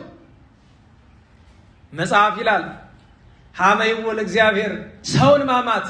ቅዱስ ሙሴ መጀመሪያ እርስ በርስ ሲስተማሙ ነበር እስራኤል። ቀጥሎ ከፍ አሉና ማንን ማማት ጀምሩ? ቅዱስ ሙሴ። ከዚያ ቀጥሎ እግዚአብሔርን ሀመይዎ ለእግዚአብሔር፣ እግዚአብሔርን አሙት እንዘ ይብሉ ይክልሉ እግዚአብሔር ሰሪያ ማይድ በገዳም፣ በበረሃ መና አወረድኩላችሁ የሚለን እግዚአብሔር መች ይችላል? ሎቱ ስብሐት አለ። ይዝበት ኮኳ አለትን በበትር መምታት ወያወዝማይ ውሃ ማፍለቅ እንደምን ይቻለዋል ብለው እግዚአብሔርን አሙ። መላለው እግዚአብሔር ለሙሴ አውርዶሙ ቆላ ተሐራስ ይሆናል። እስቲ ወደ ቆላ አወረዳቸው። ለምን ምን ብለዋል? ያለንበት ለሰማይ ቅርብ ነው። ከዚህ ሰማዩ ዝቅ ምድሩ ብቅ ቢልለት ውሃ ፈለኩ መና አወረድኩ ይለናል። በረሃብ ይሆን መች ይችል ነበረ ብሎ እግዚአብሔርን አሙ። ወደ ቆላ ተሐራስ ይሆን አወረዳቸው። ከዚያ ቆላ ከመገባቸው በኋላ ምን ላከባቸው? ኮብራ እባብ ታውቃላችሁ? በእናንተ ቋንቋ ነው ኮብራ እንጂ በእኛ ቤተክርስቲያን ኮብራ አይደለም የሚባል። እባብ ላከባቸው፣ ፈጃቸው። የናሱ እባብ የተሰራበት ምክንያት እሱ ነው። ምን ለማለት ነው? እርስ በርስ መተማማት፣ ነገር መሰራራቱ ለአንድ ክርስቲያን ገንዘብ አይደለም። በነገራችሁ ላይ አንድ የማያምን ሰው ቢያማ ነገር ቢሰራ አያስገርመንም። እንዲሁ ክርስቶሳውያንን ብለን እርስ በርስ ተማምተን ነገር ተሰራርተን ሀቅ ካለ አደባባይ ይወጣ እና እንነጋገር። የመጽሐፍ ቃል ታብሏል ብለህ ካሰብክ ና። ዓላማችን፣ አምላካችን፣ ጎዳናችን፣ መምህራችን ኢየሱስ ክርስቶስ መድኃኔዓለም ነው። ከእሱ ቃል የወጣ ነገር ካለ ና። ዳኛው መጽሐፍ ነው ይላሉ የእንታ ሊቀ ሊቃውንት። እና በዳኛ ፊት በመጽሐፍ ፊት እንነጋገር። ምን ነገር ያሰራል? ነገሩ የመጣ ለንጽጽር አይደለም። እዚህ ጋር የተደረገው ነገርና የቅዱሱን ነገር ለማነጻጸር አይደለም። ለምን ደህና ዋላችሁ? የቅዱሳንን ነገር ለእኛ ምሳሌ ለማድረግ መሞከር ወርቅና ከሰልን ማናጸር። ወርቅና ከሰል ይናጸራል? እንዴት ዋላችሁ? እንዲሁ ለንጽጽር እንኳን ለምሳሌ ወርቅና ብርን መቼስ ባይመጣጠኑም የሆነ ነገር አላቸው አይደለም? ወርቅና ከሰል ማናጸር እኮ ነው። የቅዱሳንን ነገር ለእኛ ምሳሌ አንጠቅሰው ከነሱ ትምህርት ለመውሰድ ያክል ብቻ ነው። ነገረ ሰሪዶ እንደዚህ ሲያጣለው አፄ ልብነ ድንግል ጻድቅ ነው፣ ደግ ሰው ነው። ግን በዚህ ነገር ተሳሳተ። ጠርቶ አባታችንን ፍትሐ ነገሥት አስገልጦ ዳኞችን ባለወንበሮችን አሰብስቦ እንዲህ አድርጓል መስክሩበት ብሎ በሐሰት ተመስክሮበት ፍርድ ይፈረድ ሲባል በወቅቱ የነበሩ ሊቃውንት እንግዲህ ታሉ ሊቃውንት ተደሳቸው ናቸው። ሊቃውንት ሁሉ ሊቃውንት ጥሩ ነው ማለት አይደለም። ደግሞ ይሄ ነው እንግዲህ ብዙ ሰው የሚያስቀይሙ። አያችሁ፣ መነኩሴ ውስጥ ለቁት መነኩሴ ወደ ብቻው ይቀይማል አይደል? ንገሩኝ። ሊቅ ስትሉ ደግሞ የተማረው ይከፋዋል። ሰባኪ ስትሉ ሰባኪ ይከፋዋል። ጳጳስ ስትሉ ጳጳስ ይከፋዋል። ሁሉ ምን አለ እንደዚያ ሆሊውድ እንዳለው አክተር አለ አይደል? አትንኩኝ የሚባል አክተር አትንኩኝ ሆነ ሁሉ።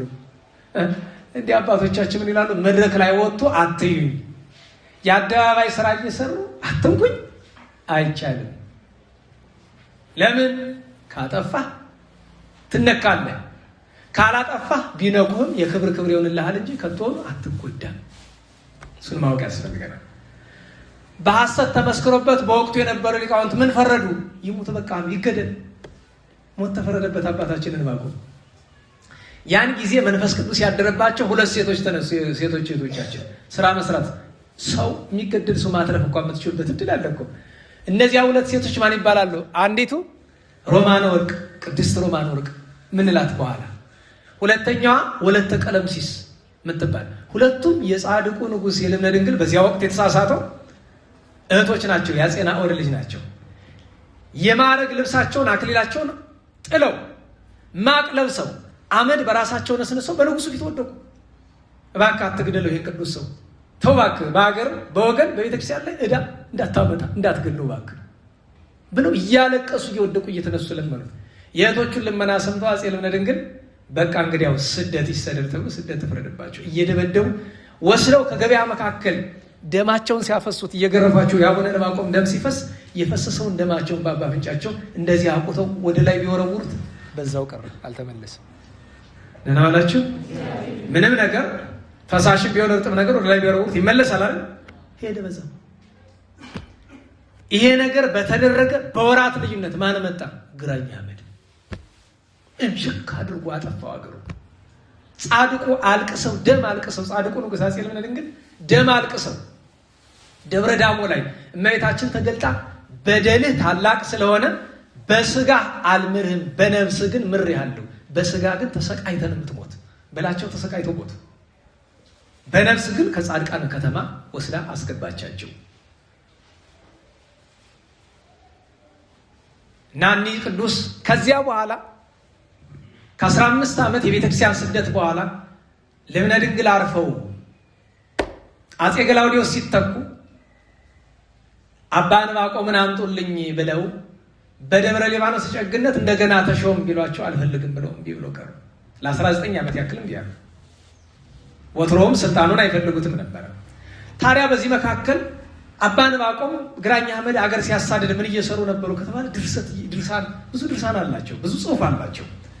በተለይ ግን የሚታወቁ በትርጉም ስራቸው ነው። ለምሳሌ በቤተክርስቲያናችን በጣም ትልቁ ተወዳጅ መጽሐፍ ባለፈው የንታ ዘላለም ያሳተሙት መጽሐፈ አቡሻህር ወይም መጽሐፈ አቡሻክር የተደረሰ በ13ኛው መቶ ክፍለ ዘመን ከጥንት ጀምሮ የነበረ ነው ትምህርቱ። ግን ዛሬ የምናውቀው መጽሐፍ የተደረሰ በ13ኛው መቶ ክፍለ ዘመን አቡሻህር በሚባል ሰው ነው። በ1250ዎቹ አካባቢ ወደ ኢትዮጵያ የመጣ አቡነ ዕንባቆም በነበሩበት ዘመን ነው። ሰሊክ ዘደብረ ሊባኖስን ይዘው ሁለቱ ናቸው መጽሐፈ አቡሻክርን የተረጎሙት። እሱ ብቻ አይደለም። የኦሪት የአምስቱ ብሔረ ኦሪት ትርጓሜ ማን የተረጎመው? አቡነ ዕንባቆም። ድርሳነ ዮሐንስ አፈወርቅን ታውቃላችሁ? ኧረ በሞቴ እንደው በስም እንኳን ድርሳነ ዮሐንስ አፈወርቅ፣ ድርሳኑና ተግሳጹ ደራሲው ማን ነው? ቅዱስ ዮሐንስ አፈወርቅ አይደል? ተርጓሚው ማን ነው? አቡነ ዕንባቆም። ሌላ መጽሐፍ ልጥቀስላችሁ። ሰዎች እምነታቸውን ክደው ሲመለሱ የሚጠመቁበት መጽሐፍ ምንድን ነው ይባላል? መጽሐፈ ቄደር፣ የግብፃውያን ቄደር አለ። አሁን የምናውቀው ቄደር ግን እኛ ቤተክርስቲያናችን የምንጠቀምበት የጻድቁ የአቡነ ዕንባቆም ነው እኮ። በጣም ብዙ ድርሰቶች አሏቸው፣ ትርጓሚያት አሏቸው። በነገራችሁ ላይ ገናና ክብራቸውን ማወቅ ከፈለጋችሁ ብዙ ጊዜ ኢትዮጵያውያን ቅዱሳን አሁን በምናውቀው ስንክሳር ውስጥ ጥቂት ናቸው አይደለም? የእሳቸውን ስም ብሎ ነው የሚጠራ የዛሬ ስንክሳር። አብ ክቡር ይላል። ክቡር አባት ሰባኪ ሃይማኖት፣ ሃይማኖትን የሚሰብክ በዓለ ዝክር ሰናይ በጎ ስም አጠራር ያለው አለና አምሳሊሆሙ ለሐዋርያት አለ። 15 ዓመት ግራኝ አህመድ ክርስትናን ሲያጠፋ እየተከተለ በብዙ ጭንቅና መከራ ሁለት ስራ ይሰራ ነበር። አንደኛ የካዱትን እየዞረ ያስተምር ነበር እንደ ሐዋርያት። ሁለተኛ የጦቢት ስራ ይሰራ ነበረ። የሞቱትን መቅበር መደበኛ ስራው ነበረ። እና ታዲያ በጣም የሚቸግረው ነገር አቡነ ዕንባቆም መገነዣ እናላችሁ ከቀበራቸው በመቶዎች የሚቆጠሩ ሙታን ውስጥ አንዱንም ከቶኑ ያለ ልብስ ያለ መገነዣ አልቀበራቸውም። የራሱ ሲያልቅበት እየዞረ እየለመነ መቅበር ጀምሮ ነበረ። የሞቱትን ይቀብራል፣ ያሉትን የካዱትን ያስተምራቸው ነበረ። በመጨረሻ ግን ግራኝ ኢትዮጵያን ቤተክርስቲያንን ማጥፋት በጀመረ በ13ኛው ዓመት ዛሬ በቤተክርስቲያን በጣም ተወዳጅ የሆነችውን ድርሰቱን ደረሰ። አንቀጸ አሚን የምትባል በግዕዝና በአረብኛ ነው የጻፋት። በነገራችሁ ላይ ታውቃላችሁ አቡነ ዕንባቆም ወደ 11 ቋንቋ ይናገር እንደነበር። 11 ቋንቋ ይናገር ነበር። አረብኛ፣ ግዕዝ፣ ዕብራይስጥኛ፣ አረማይክ፣ ሱርስት፣ ይሄ ላቲን ቋንቋ ሮማይስጥ የሚባለው እነዚህ ሁሉ ይናገር ነበር ይባላል። እና በግዕዝና በአረብኛ ጽፎ ለማን እንደላከለት ታውቃላችሁ? ለግራኝ አህመድ። እና አንቀጸ አሚን ምንድን ናት? በመጽሐፍ ቅዱስና በቁርአን በክርስትናና በእስልምና መካከል የተጻፈች ንጽጽር ናት። ምክንያቱም ከእስልምና አይደል የመጣ አባታችን ዕንባቆም እነዚህ አድርጎ ላከለት። እና የሚገርማቸው ነገር ግራኝ አንብቧት ከመገረሙ የተነሳ ይህን ሰው እያምጡልኝ በደንብ ያስረዳኝ ብሎ ነበር ይባላል። እሳቸው ግን ፈቃደ እግዚአብሔር ቢጠይቁ አትሂድ አላቸው እና ሌሉም መጽሐፉ በደረሰው በዓመቱ ገላውዲዮስ ግራኝ አህመድን ዘንተራ ወይም ግናይበር የሚባለው እዚህ ደንቀዝ አካባቢ ገደለው። ኢትዮጵያ ወደ ነበረ ሰላሟ ተመለሰች በመጠኑም ቢሆን። ከዚያ በኋላ አፄ ገላውዲዮስ 19 ዓመት ነግሶ በ1552 ዓመተ ምህረት ሊሄድ ሲል ከእሱ ጋር አብሮ የነበረው የደብረ ሊባኖስ ጨጌ የነበረው ጻድቁና ሰማዕቱ አቡነ ዮሐንስ መጥቶ አባቴ ወይ ባርከኝ ብሎ ሲል ልጄ ዮሐንስ አለው። አቤት ወዴት እየሄዳቸው ነው? ከንጉሱ ጋር ወዲያ እየሄድን ነው።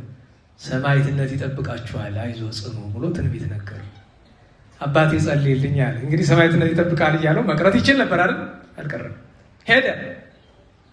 አባ መቃርስ የሚባሉ ኢትዮጵያዊ ጻድቅ፣ አባ ዮሐንስ የደብረ ሊባኖሱ ጨጌ እና ንጉሱ አፄ ገላውዲዮስ በአሕዛብ ሰይፍ ታርደው ሰማዕትነት ተቀበሉ። መቼ? መጋቢት 27 ቀን በ1552 ዓመተ ምህረት። ከዚያ ተሽጦ የነበረው አፄ ሚናስ የአፄ ልብነ ድንግል ልጅ ተመለሰና ንጉሥ ሲሆን ሄዶ አቡነ ዕንባቆምን ወድቆ እባክዎት ወደ ጨጌነት ይመለሱልኝ ብሎ ለመናቸው። እሺ አሉት። በደብረ ሊባኖስ ታሪክ ሁለት ጊዜ የተሾሙ የመጀመሪያው እሳቸው ናቸው። መጀመሪያ ተሾመው በግፍ ደርሶባቸው እንደገና ከ30 ምናምን ዓመት በኋላ በአማካኝ ከ33 ዓመት በኋላ እንደገና ድጋሚ የደብረ ሊባኖስ ጨጌ ሆነው 2 ዓመት አገልግለዋል። ኢትዮጵያ ውስጥ በአጠቃላይ በክርስትና፣ በምንኩስና፣ በመንፈሳዊ ገድል፣ በድርሰት፣ በስብከት፣ በጾም፣ በጸሎት ተወስነው የኖሩበት ዘመን በአጠቃላይ 70 ዘመን ነው። አቡነ ዕንባቆም እግዚአብሔር አምላካችን የጻድቁን በረከት ያሳድርብን።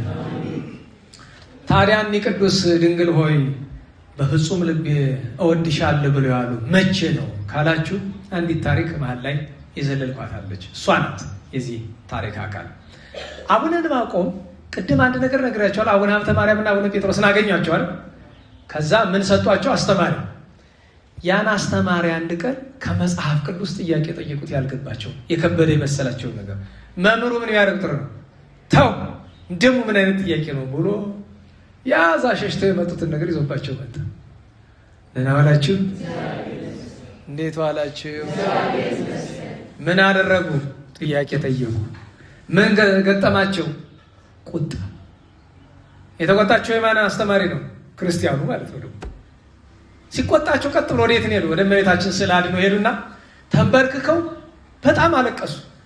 እመቤቴ ስለ አንቺ ጉዳይ ስለ ልጅሽ ስለጠየቅኩኝ ያ የእስላሞች መምህር ቃዲው ተበሳጨብኝ። ዛሬም መጥቼ ከዚህ ክርስቲያኑ እንዲያደርገኝ እባክሽ ከዚህ በኋላ ስጋ ለባሽ አልጠይቅም፣ አንቺ አስረጅኝ።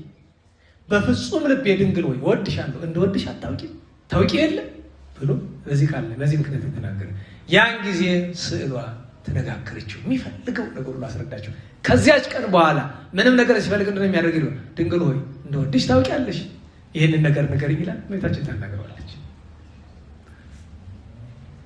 ለእመቤታችን ያለው ፍቅር ዛሬ በቤተክርስቲያናችን ካሉ ታላላቅ ቅዱሳን ከዋክብት አንዱ እንዲሆን አባታችንን ዕንባቆም አድሎታል። ታዲያ ባጭር ማጠቃለያ ሰዓቱ ስለሄደ 12 ሰዓት ሆኗል። እዚህ በእርግጥ አሁን ሚያዝያ ነው፣ ቶሎ አይመሽም፣ ግን ያም ቢሆን በጊዜ መጨረስ ጥሩ ነው። አባታችን አባ ዕንባቆም እመቤታችን ድንግል ማርያምን ወደደ። መሰረታዊ ጥያቄ እኛስ ነው። ይህን ትምህርት ያመጣሁት እኛም እመቤታችን እንወድሻለን እያልን በከንፈራችን እንድንደልላት አይደለም። ነገር ግን እስኪ በሞቴ ሶስት ነገሮችን እንድንሞክር አደራ ለማለት ነው። ዛሬ እመቤታችን ናት። እመቤታችን ከሚወዱ ቅዱሳን መካከል አንደኛው አባ አርከስሉስ ነው። አባ አርከስሉስ ማለት የአባ ጊዮርጊስ ዘጋስጫ ደቀ መዝሙር ነው። በነገራችን ላይ አቡነ ዕንባቆም ጠዋት ማታ ይጸልይ የነበረ ከዳዊትና ከውዳሴ ማርያም በተጨማሪ አርጋኖ ነው። ምክንያቱም አቡነ ዕንባቆም ወደ ኢትዮጵያ የገባ አባ ጊዮርጊስ ካረፉ በአማካኝ ከ60 ዓመት በኋላ ነው። እና አባ አርከስሉስ በአርኬ ድርሰቱ ዛሬ ላይ ያለው የስንክሳር አርኬ አይታችሁ ከምን ይላል? ሰላም እብል እንዘ እሁብ ብጻ፣ አድናቆት፣ ምስጋና፣ ክብር ለአንቺ እያቀረብኩ እንዲህ ላለው ለድንግልና ጅክልየ፣ በሁለት ወገን ድንግል ለመሆንሽ በሁለት ወገን ላለሽ ድንግልና እንተ ውስጡ አፋ፣ እሱም በአፋ በውስጥ ነው ድንግልናሽ፣ በሐሳብሽም በህሊናሽም በስጋሽም ድንግል ለመሆንሽ ምስጋና አቀርባለሁ። ማርያም እግዝእት አለ። ድንግል ማርያም ሆይ አንቺ እመቤት ነሽ። ምንድን ነሽ? አቤት! በነገራችሁ ላይ ቀዝቃዛ ሰው ለዓለሙ ደስ ይላል፣ ለእግዚአብሔር ፍቅር ግን ቀዝቃዛ ሰው ደስ አይልም። እመቤት ነሽ ለማለት ምንድን ነው ልባችሁን የጎተተው? ምንድን ነሽ አላት? እንተ ወለድኪ እግዚአ፣ ደግሞ ጌታ ወልደሻል አላት አለና ይከውን ዜና ዝክርኪ አለ ለመበዝን ተሰማ፣ ያንቺ ጣዕመ ዜና፣ ያንቺ ክብር፣ ያንቺ ገናናነት በጆሮ ሲሰማ አለ። ሲሰማ በጆሮ ገብቶ አለ ለአማውት ማየ፣ ለተቃጠለ አንጀት የሚያረሰርስ ውሃ፣ ወላይ ጽምት ቅባ፣ ለደረቀ አጥንት ደግሞ ቅብ ይሆናል። መቀን የሚባል አታውቅም? አጥንት ውስጥ እሱ ከሌለ መራመድ እንችላለን? አንችልም። በዚያ ቅብ ነው አጥንታችን የሚንቀሳቀስ። ያው እንደዚህ ነው የፍቅሯ መገለጫ። የመጀመሪያው እንድናደርገው የሚያስፈልገው ነገር እመቤታችንን የመውደድ መገለጫው በራሱ ለመውደድ መፈለግ ነው። አንድ ሰው ባለፈው ምን አለኝ? እመቤታችንን ለመውደድ ምን ላድርግ ፍቅሯ እንዲያድርብኝ አለ። የመጀመሪያውን መስመር ይዘዋል። መፈለግ ነው መጀመሪያው ነገር። እናውላችሁ ምኞት ብለን አላለቅድም? ፍላጎት የመጀመሪያው ነገር ፍላጎት ነው። ብቻውን ግን በቂ አይደለም። ፍላጎት አንደኛ መፈለግ፣ እመቤታችንን ለመውደድ፣ ጌታችንን ለመውደድ፣ ቅዱሳንን ለመውደድ፣ ቤተክርስቲያንን ለመውደድ፣ ባልንጀራን ለመውደድ መፈለግ፣ ፍላጎት መፈለግ። ከዚያ ቀጥሎ ምን ማድረግ እችላለሁ ብለን እናስብ። ፍቅሯን ለማብዛት ፍቅሯን ለመግለጥ እንዲያደርብን ምንድን ነው ማድረግ የምንችለው? ሁለት ነገር ነገራቸዋለሁ። አንደኛ ለስሟ ክብር መስጠት፣ ስሟን ማክበር። አሁን ትናንትና በቀደም የሆነ ነገር አድርግ ሊለኝ አንድ ሰው እንደ ደግሞ በእግዚአብሔር በማርያም እንዳልልህ ደግሞ ብሎክ ታደርገኛለህ ብለዋል። በደንብ ነው እንጂ ብሎክ ነው የማድርገው። በእግዚአብሔር በማርያም ብትለኛው ለምን በከንቱ ትጠራለህ? የምትፈልገውን ነገር ዝም ብለህ አትጠይቅም? ችግር እኮ ነው። እንዲሁም የአንድ ሰው ደብዳቤ እያየሁኝ አንዱ ጎረምሳ ለአንዲቱ ሴት የጻፈው እና ዲያቆን ነው አሉ ያልኩኝ ግራ ገብቶኝ ነው። እንዴት ዲያቆን ሊሆን ቻለ ብዬ ነው። እና ደብዳቤው ምን ይላል? ላግባሽ፣ እሺ በይ፣ እሺ በእግዚአብሔር ይዤሻለሁ፣ በማርያም በሚካኤል በምናምን ይላል። አግቢኝ። መጨረሻው ምንድን ነው ታውቃለች? እምቢ ካልሽ እታነቃለሁ።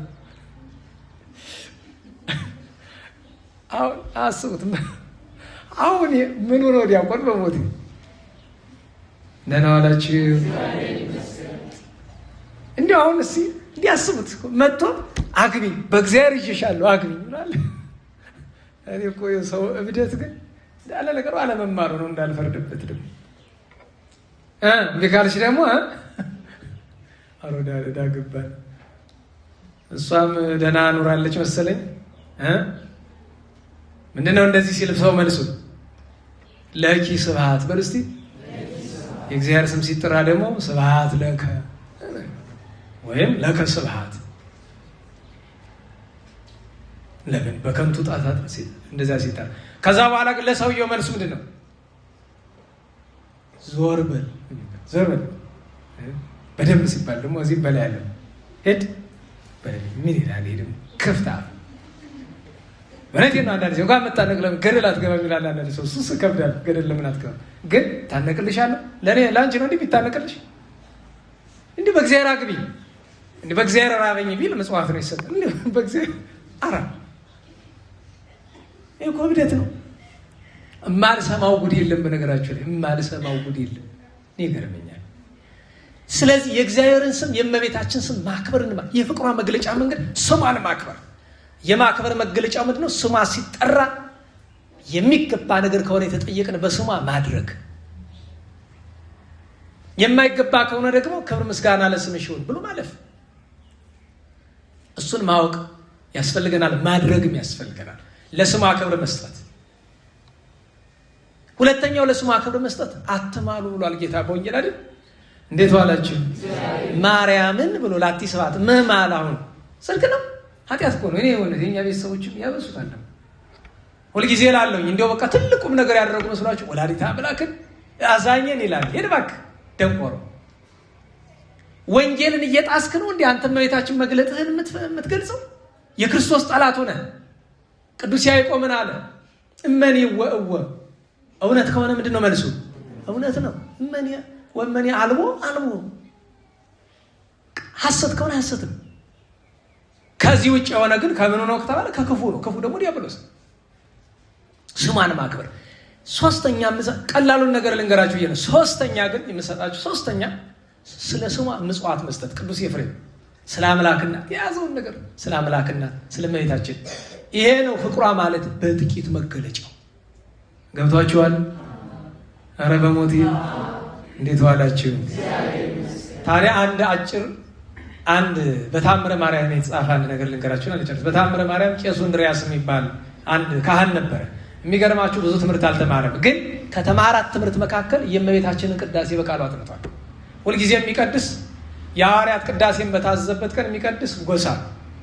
አትናቴዎስም ቢታዘዝ ጎሳ ነው የሚቀድስ የእመቤታችንን። ካህናቱ ያሙታል፣ ይጠሉታል። ነገሩ ሲሳሳብ ነገረ ሰሪ ወስዶ ለማን ይነግረዋል? ለጳጳሱ። ጳጳሱ ጠራና አንተ እንድርያስ ቄሱ ከቅዳሴ ማን ታውቃለህ? ኧረ እኔ ጎሳ እመቤታችን ብቻ ለማውቅ ሌላ አላውቅም አለ። እውነት ነው ነገሩ አሉ። አዎ ከዛሬ ጀምሮ ሌሎችን ቅዳሴዎች እስከምታጠና ድረስ ቅዳሴ ማርያም እንዳትቀድስ ከልክያለሁ ብሎ ከቅዳሴ ከለከለ። እያለቀሰ ቤቱ ሄደ። ከለከለኝ እመቤቴ እንዳላመሰግን። እመቤታችን አንድ ሌሊት የምታሳድረው ይመስላችኋል? ያን ጳጳስ መጣች በሌሊት እንዳያመሰግነኝ የምትከለክለው አንተ ምንድን ነህ? ምን ነገራችሁ ላይ አንዳንድ ጊዜ እኮ ይኸውላችሁ እኛ ስንናገር ይመስላል እመቤታችን መላእክት መጥቶ አንተ ጳጳስ ነኝ ቄስ ነኝ ሰባኪ ነኝ ዘማሪ ነኝ ማን ይሰማል? እንዲሁ መጥቶ እግዚአብሔር ምንድን ነህ አንተ ቢልህ ምንድን ነው የምትመልስ? አስብ። እመቤታችን መጣ ምንድን ነህ አንተ? የእግዚአብሔር ወዳጅ የሆነውን ካህን እንዳያመሰግን የምትከለክለው አንተ ምንድን ነህ? ደነገጠ፣ ተንቀጠቀጠ። የት ይድረስ? በል ከዛሬ ጀምሮ እስከ 7 ቀን ድረስ ወደ ነበረበት አገልግሎት ባትመልሰው ትሞታለህ፣ ገሃነመ እሳት ትወርዳለህ ብለው ተሰወረች። ጥሩልኛ ቄስ አለ። እየተንቀጠቀጠ ሲመጣ ጫማው ወደሽን ቆማጤ ንጉሥ ትመርቂያ። ያን ጊዜ ነው ጥቅሱ የሚመጣ። ጫማው ወድቆ ይቅር በለኛል። ለዛ ቄስማ እንዲያው አድሎት ነው። በል ከዛሬ ጀምረህ ቅዳሴ ማርያም ብቻ ቅድስ፣ ደግሞ ከኔ አትለይ፣ አብረኝ።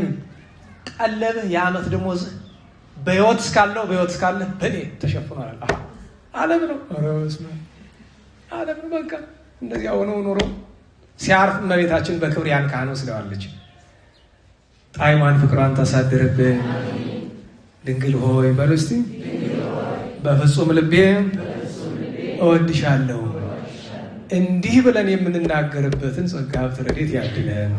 ዛሬ ትልቁ ሐዋርያና ጻድቅ በአቴንስ ከነበሩ ፈላስፎች አረጋውያን ደራሲ ፍልሱፍ አረጋዊ ካህን የሚባለው ቅዱስ ብሩታዎስ ዓመታዊ ረፍት ባሉ ታሪኩን ታውቆ የለ ወደ አባ ዕንባቆም አድልተን ነው እንጂ ቅዱስ ብሩታዎስ ማለት ሰላም ለብሩታዎስ ዘዘመረ ማእከለ ሐዋርያ ዘኤፍራታ በጽሖ ለማርያም ጊዜ ረፍታ ይላል።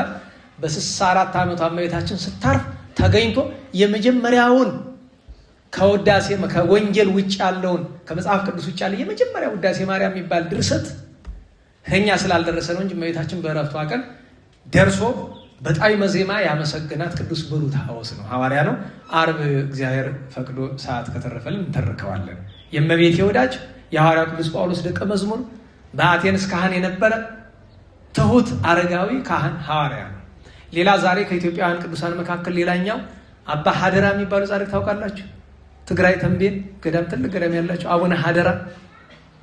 አንዲት መገለጫ ልስጣችሁ። ገና በልጅነታቸው ጉባኤ ተማሪ እያሉ የዜማ የድጓ ተማሪ ነበሩ እና ድጓ እየተማሩ ዛሬ ጥሩ ነው ድጓ መምህሩም ስላሉ የድጓ ተማሪ እያሉ ተማሪው በሙሉ ተምሮ ከጨረሰ በኋላ ቅጸላ ሲሄድና ሄዶ ቤት የሚያድሩበት ቤተክርስቲያን አካባቢ ሲያድሩ እሳቸው ግን ከቤተክርስቲያን ቅጥር ግቢ አድረው አያውቁም እና ተማሪዎቹ ምን እያሉ ያሟቸዋል? የሀብታም ልጅ ስለሆኑ ከጉባኤ ቤቱ ቤታቸው ቅርብ ስለሆነ ከቤተሰብ እየሄዱ ያድራሉ። ለምን? ለአንድ ተማሪ ከቤተሰብ ቤት ማድረግ እንደ ውርደት ነው የሚቆጠር። ያሰንፋል ስለሚባል ማለት ነው። ያሰንፋል ስለሚባል እንደዚያ ነው የሚቆጠር እና ያንን ድጓ ያንን ዜማ እየተማሩ ወደዚህ ሆኑ እንጂ የምታውቋቸው ናቸው እኮ ነታወዳችሁ አዲስ ሰው አይደለም። ማክበሩ ጥሩ እያለ ግን እንደዚህ ያፈጣል ሰው ምን ነታወዳችሁ እና እቺ ነገር ስትሳሳብ ነገር ስርዓት ቅድም ብያቸው ያለን ነገረ ሰሪ ሄዶ ለማን ይናገራል? ለድጓ መምህሩ ለዜማ መምህሩ ይነግራቸዋል። አረ እንዲህ እያደረገ ሰነፈለውት ይላቸዋል። እሳቸው ደግሞ እስቲ ልከታተለው ብለው ይሉና አንድ ቀን ወንበር ሲፈታ ተከትለው ይሄዳሉ።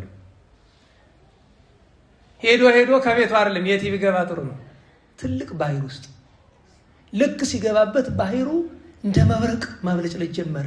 ሌሊቱን በሙሉ ሰጥቦ ሲጸልይ አድሮ ልክ እሱ ሲወጣ ባህሩ ተመልሶ እንደነበረ ሆነ። ጉባኤ ላይ አለቀሱ። ተማሪያቸውን ከመተኑ በኋላ ቆየኝ ሀደራ አንተ ቆየኝ አሉ። ከእግሩ ወደቁ። ይቅር በለኝ አሉት። ኧረ አባቴ ምን በድለውኝ ብላ እኔ ያውቃለሁ የበደልኩት ዝም ብለህ ይቅር በለኝ አለ። እግዚአብሔር ይቅር ይበለን አላቸው። ኋላስ ቢሰማ ለካ ይተውታል። ክብሬ ከተገለጠ ምን አደርጋለሁ ብሎ ጠፍቶ ሄደ። ከዚያ በኋላ ከሚታወቁ ኢትዮጵያውያን ታላላቅ ቅዱሳን በሰሜን ኢትዮጵያ ክፍል ከነበሩት መካከል አንዱ አባታችን አባ ሀደራ ነው። እግዚአብሔር በረከቱን ያሳድርብን። ነገ ከብዙ በዓላት መካከል አቡነ ተክለ ሃይማኖት ዓመታዊ በዓላቸው ነው። ነገር በ22 ሚያዝያ 22 ከሚቀርበን የአባታችን ተክለ ሃይማኖት ቤተክርስቲያን መሳለም ይገባል ነው። ከዚህ በላይ ብዙ ላቆያቸው አይገባም። የትምህርታችን ርዕስ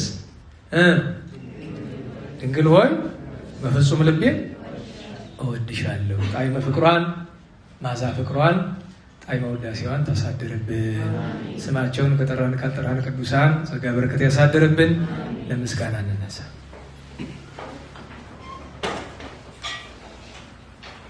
ስብሐት ለአብ ስብሐት ለወልድ ስብሐት ለመንፈስ ቅዱስ ስብሐት ለአብ ስብሐት ለወልድ ስብሐት ለመንፈስ ቅዱስ ስብሐት ለአብ ስብሐት ለወልድ ስብሐት ለመንፈስ ቅዱስ ስብሐት ለእግዝእትነ ማርያም ድንግል ወላዲተ አምላክ ስብሐት ለመስቀለ እግዚእነ ኢየሱስ ክርስቶስ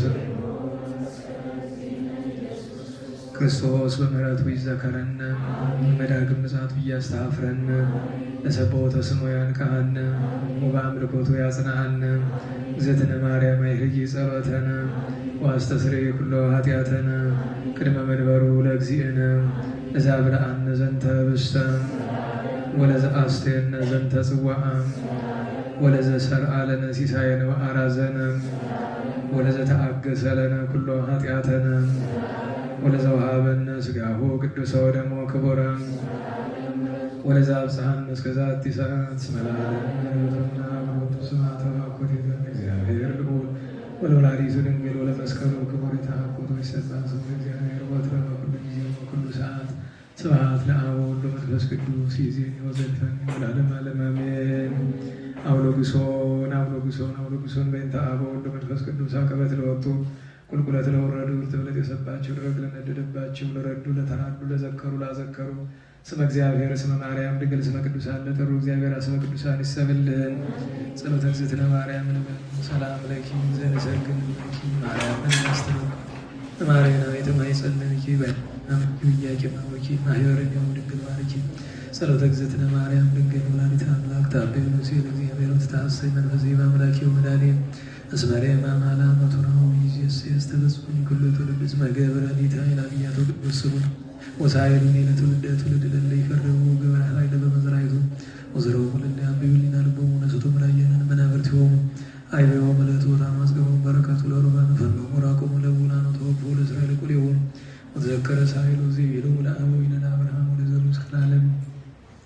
ባረክና ቅድስና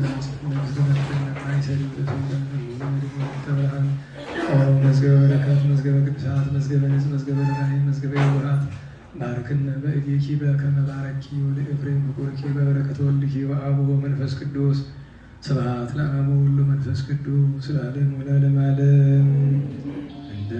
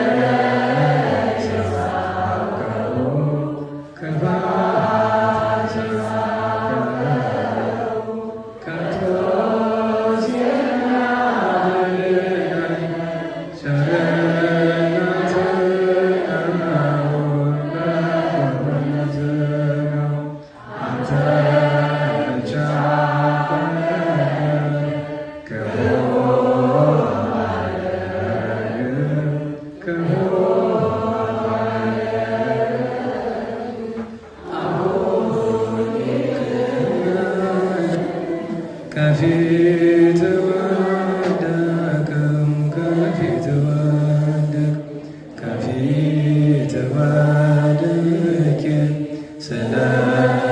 ስለምናተን ስማጸናተን መውደቄን ተመልከት አምላከ ብርሃን አምላከ ሰላም አሁን ትባረክ ዘንድ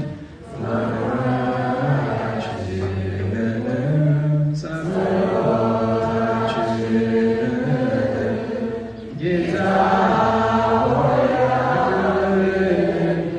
መንፈስ ቅዱስ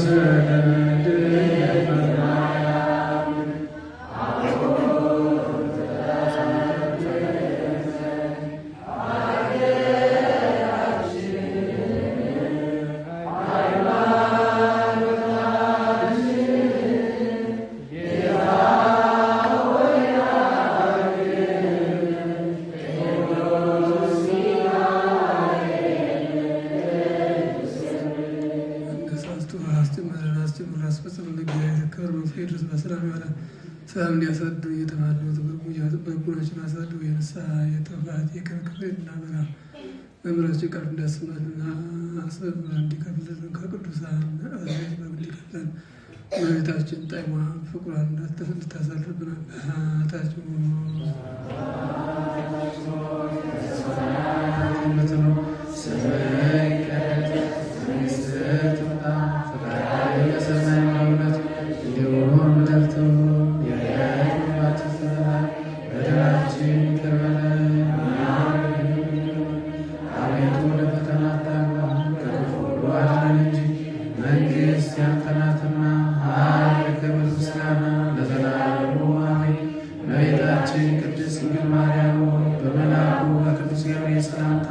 ሰላም እንልሻለን። በሐሳብሽ ድንግል ነሽ፣ በሥጋሽም ድንግል ነሽ። አሸናፊ እግዚአብሔር እናት ሆይ ሰላምታ አንቺ ይገባሻል። ከሴቶች ሁሉ ተለይተሽ አንቺ የተባረክሽ ነሽ፣ የማኅፀንሽ ፍሬ የተባረከ ነው። ጸጋን የተመላሽ ቅድስት ሆይ ደስ ይበልሽ፣ ልዑል እግዚአብሔር ከአንቺ ጋር ነውና ከተወደደው ልጅሽ ከጌታችን ከመድኃኒታችን ከኢየሱስ ክርስቶስ ይቅርታና ለምኝልን ኃጢአታችንን ተሰረይ ዘንድ ለዘላለሙ።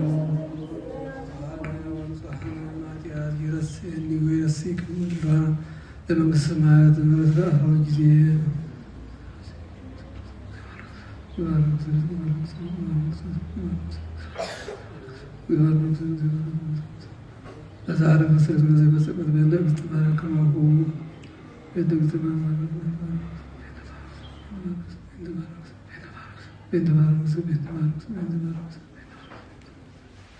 በአደው በላይ በገቢ ተሰቅሏል የማይሰራ ጊዜ ይፍታ።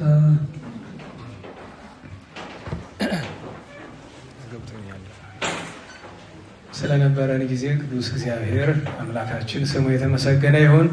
ለየኔታ እግዚአብሔር ቃለ ሕይወት ቃለ በረከት ያሰማለን። የሰባቱ ቀን ቅዱሳን ያውዛኛው ስናገር ስለለመድኩኝ ነው። ዛሬ ስንት ቀን ነው? 21 ከ15 ወዲህ ነው አይደለ? ነገር ያለበት ሚያዝያ 15 ቀን ምን ነበረ በዓል? ፍንጭ ስጡኝ። እዚያ በኋላ እንኳን አለ አይደል? ሚያዝያ 15 አስታውሱ እንጂ እዛኛው ጉባኤ አልተነጋገርንም። እሺ፣ ቅዱስ ዮሐንስ መጥምቁ አንደኛ፣ ሁለተኛ ሐዋርያው ቅዱስ አጋቦስ፣ ሶስተኛ እናታችን ቅድስት ለእስክንድርያ፣ አራተኛ አባታችን አባ ቡላ አቡነ አቢብ፣ አምስተኛ ታላቁ ሊቅ ቅዱስ ኒቆላዎስ ከሰለስቱ ምዕት አንዱ ነው። በ16 አባ ሚካኤል ገዳማዊ ነበር። ሚያዝያ 16 አይደለም፣ ቅዱስ አባ ሚካኤልማ የመጋቢት ነው። ቅዱስ አባታችን የበአርማ ኤጲስቆጶስ ቅዱስ አንቲቦስ እና እናታችን ቅድስት ወለተ ጴጥሮስ የሬማዋ ኢትዮጵያዊቷ ልደቷ ነበረ። በ17 ሚያዝያ 17 ሐዋርያው ቅዱስ ያዕቆብ ወልደ ዘብዴዎስ ቅድስት ማርያም ባውፍልያ ዓመታዊ በዓላቸው ነበረ። በ18 ሚያዝያ 18 ቅዱስ አባታችን አባ ቡላ በድጋሚ ቅዱስ ሚካኤል ከሞት ያስነሳበት የሰማዕትነት መታሰቢያቸው ነው። ቅዱስ አውሳቢዮስ አለ። አባ ጴጥሮስም ዓመታዊ በዓሉ ነበረ። ሰማዕታተ ጠርሴስ ነው። በ19 ታላቁ ቅዱስ አባ በብኑዳ ጻድቁ ሳይሆን በብኑዳ ሰማዕቱ ዓመታዊ በዓላቸው ነው። ቅዱስ ባሲቅ የሚባል ግሩም እስቲ አርብ ከቻልን እንትርካለን። ቅዱስ ባሲቅ የሚባል የፋርስ የአሁኗ ኢራን ሰማዕት ነው። እንደዚሁም በግብፅ ከተሰዉ ቅዱሳን ሰማዕታት መካከል አባ አብርሃም፣ አባ ዳዊት እና አባ ዮሐንስ የሚባሉ 3 ቅዱሳን ሰማዕታት የዛን ቀን ዓመታዊ በዓላቸው ነው። በ19 አይደል? በ20 ነው እንጂ በ19 ቅዱስ በብኑዳ ብለናል አይደለም? ቅዱስ አይደለም። በ19ማ ቅዱስ ስምዖን ዘአርማንያ ቅዱስ ስምዖን ዘአርማንያ እና ቀደም ሲል የጠቀስኩላችሁ ቅዱሳን በ20 ቅዱስ በብኑዳ እነ ቅዱስ ቄርሎስ ዓመታዊ በዓላቸው በ20 ያው በዚያ በኢንተርኔቱ አስተምር ያለው እንጂ ይህን ታጥበቡ ከቅዱሳን ጋር ክብር ያላቸው ናቸው። በቀደም ትናንት ነው እንጂ ስናገር የሰማችሁ ካላችሁ ያው ምናልባት ለእነንታ በምስጢር ልንነጋገራለች የምንችል እናንተ ጋር ግን ልናወራው የሚከብድን ነገር አለ። የእሳቸው ክብር የተገለጠበት ካረፉ በኋላ እና በእውነቱ እሳቸውንም እናስባለን። መቼስ በዘመናችን የተነሱትንም ማክበር ስለሚገባ ዛሬ በ21 ያለውን ተነጋገረና ነገ በ22 አባታችን ተክለ ሃይማኖት አሉ። ቅዱስ ለእስክንድሮስ የ318 ሊቃውንት ሊቀ መንበር ነው። ቅዱስ ማርቆስ አዲስ፣ አባ ሚካኤል እና አባ ይስሐቅ ዘሀገረ ሆሪን ዓመታዊ በዓላቸው ነው። በ23 ሊቀ ሰማዕታት ቅዱስ ጊዮርጊስ ሰማዕትነቱ ነው። አባ ሮቆ ጻድቁ። በ24 ቅዱስ አባ ስንቱዩ ወይም አባ ሽኖቴ ወይም ሲኖዳ ሽኖቴ፣ ስንቱዩ፣ ሽኖዳ ተመሳሳይ ስሞች ናቸው። አባ ስንቱዩ ገባሬ ተአምራት የሆነ ጳጳስ ነው እና ሰማዕቱ ቅዱሳን ዓመታዊ በዓሉ ነው። በ25 እናታችን ተወዳጇ ቅድስት ሳራ ከሁለት ልጆቿ ጋር በእሳት የተቃጠለችው ታሪኳ በቅዱስ ጴጥሮስ ተፍጻሜተ ሰማዕት ውስጥ ያለው ማለት ነው። የዚያን ቀን ከኢትዮጵያውያን ጻድቃን አቡነ ገብረ ማርያም የገዳመ ልሆኝ ጻድቁ ዓመታዊ በዓላቸው ነው። እንደዚሁም ከግብፅ ገዳማት አባ በብኑዳ ገዳማዊ ቅድም ሰማዕቱ ነው እያቸዋለሁ፣ ይኸኛው ገዳማዊ ነው። በ26 ሰማዕቱ ቅዱስ ሱስንዮስ ወልደ ሱሲ፣ እንደዚሁም ከባቢሎን ኢራቅ ከተገኙ ሰማዕታት መካከል ቅዱስ ዮሐንስ ወልደ ጸራቢ ዓመታዊ በዓሉ ነው። በ27 ደገኛ ስም አጠራሩ የከበረ ደግነቱ ያማረ ሰማዕቱ ቅዱስ ፊቅጦር ዓመታዊ ሰማዕትነት በዓሉ ነው። እነ ቅድስት ማረታ፣ እነ ቅድስት ዓመተ እግዚእ፣ ሌሎችም ቅዱሳት አንስት የዚያን ቀን ዓመታዊ በዓል አላቸው። የዛሬ ሳምንት 28 ነው። ቅዱስ ብስጣውሶር ዘሀገረ መቅሱር ሰማዕት ነው። ታላቁ ቅዱስ ሜሊዮስ የደብረ ኮራሳቱ ዓመታዊ በዓላቸው ነው። ይሄ ሳይነገር ስለቀረ ነው። እንግዲህ ያው ሊቃውንቱ እንመርቃለን በድጋሚ ያው ያመሰግነው ያመሰግነዋል እንዳይሆንብን ነው እንጂ ያው አንድ ነገር በግልጽ ልንገራችሁ። ይሄ ከተለየ ከማመስገን አይቆ ሊቅነታቸው ሀገር ያወቀው ነው። የሁሉም ግን ነገረ ቅዱሳን እንዳይቋረጥ ጥረት ያደርጋሉ። ዛሬ ሁለቱ የተገኙበትን ምክንያት እሱ ነው። ቸክ ለማድረግ ይመስለኛል። ይህ ሰው መጥቷል አልመጣም ለምን ቢባል እውነቴን ነው። እኔ አንድ ቀን የገጠመኝ ልንገራቸው። እዚህ ተበሳጭቼ ጀብራሬ ነገር ስለሆንኩኝ ተበሳጭቼ ሄድኩና እዚህ በፊት ተውኩት ጉባኤ 2 ጊዜ 3 ጊዜ ቤት መጡ። የሚገርማችሁ ሲመጡ እኮ አለው ቤት እያንኳኳ አልከፍትም ንዴት ያለቀኝ ስላለ። እንግዲህ አስቡት፣ የአራት ጉባኤ መምህር ናቸው። ልኩራ ካሉ የሚያኮራ ነገር ሞልቷቸዋል። እና ኋላ ገባኝና አንተ አንዲት ቃል ናት፣ ከቅዱሳን ጋር አታጣላን እባክህ። ለምን ያው አናደውኝ እንደተውኩ ያው እሳቸው ባይሆንም አናዳጁ ግን ከመጣ አይለቅም። በደረቅ አበሳ ይባላል። እውነቴን ነው። የቅዱሳንን ፍቅራቸውንም ጠባቸውንም ማወቅ ጥሩ ነው እና እድሜ ጤና ይስጥልን ለመምህራን አባቶቻችን አስጀምሮ ያስፈጸመን በሰላም ቸሩ መድኃኔዓለም እንቅፋት ሳይመታን እሾህ ሳይወጋን ኃጢአት ሳይሰለጥንብን በደልም ሳይገዛን የብርሃን መላእክት በፊት በኋላ በቀኝ በግራ እየጠበቁን ለጊዜ ወደየቤታችን ለፍጻሜው ተስፋ ወደምናደርጋት መንግሥተ ሰማያት ከተከፈተች ገነት ከተነጠፈች ዕረፍት ከአባቶቻችን ርስት ሁላችን በሰላም ያደርሰን። ስብሐት ለእግዚአብሔር ልዑል ወለወላዲቱ ድንግል ወለመስቀሉ ክቡር ጸሳይል አሜን።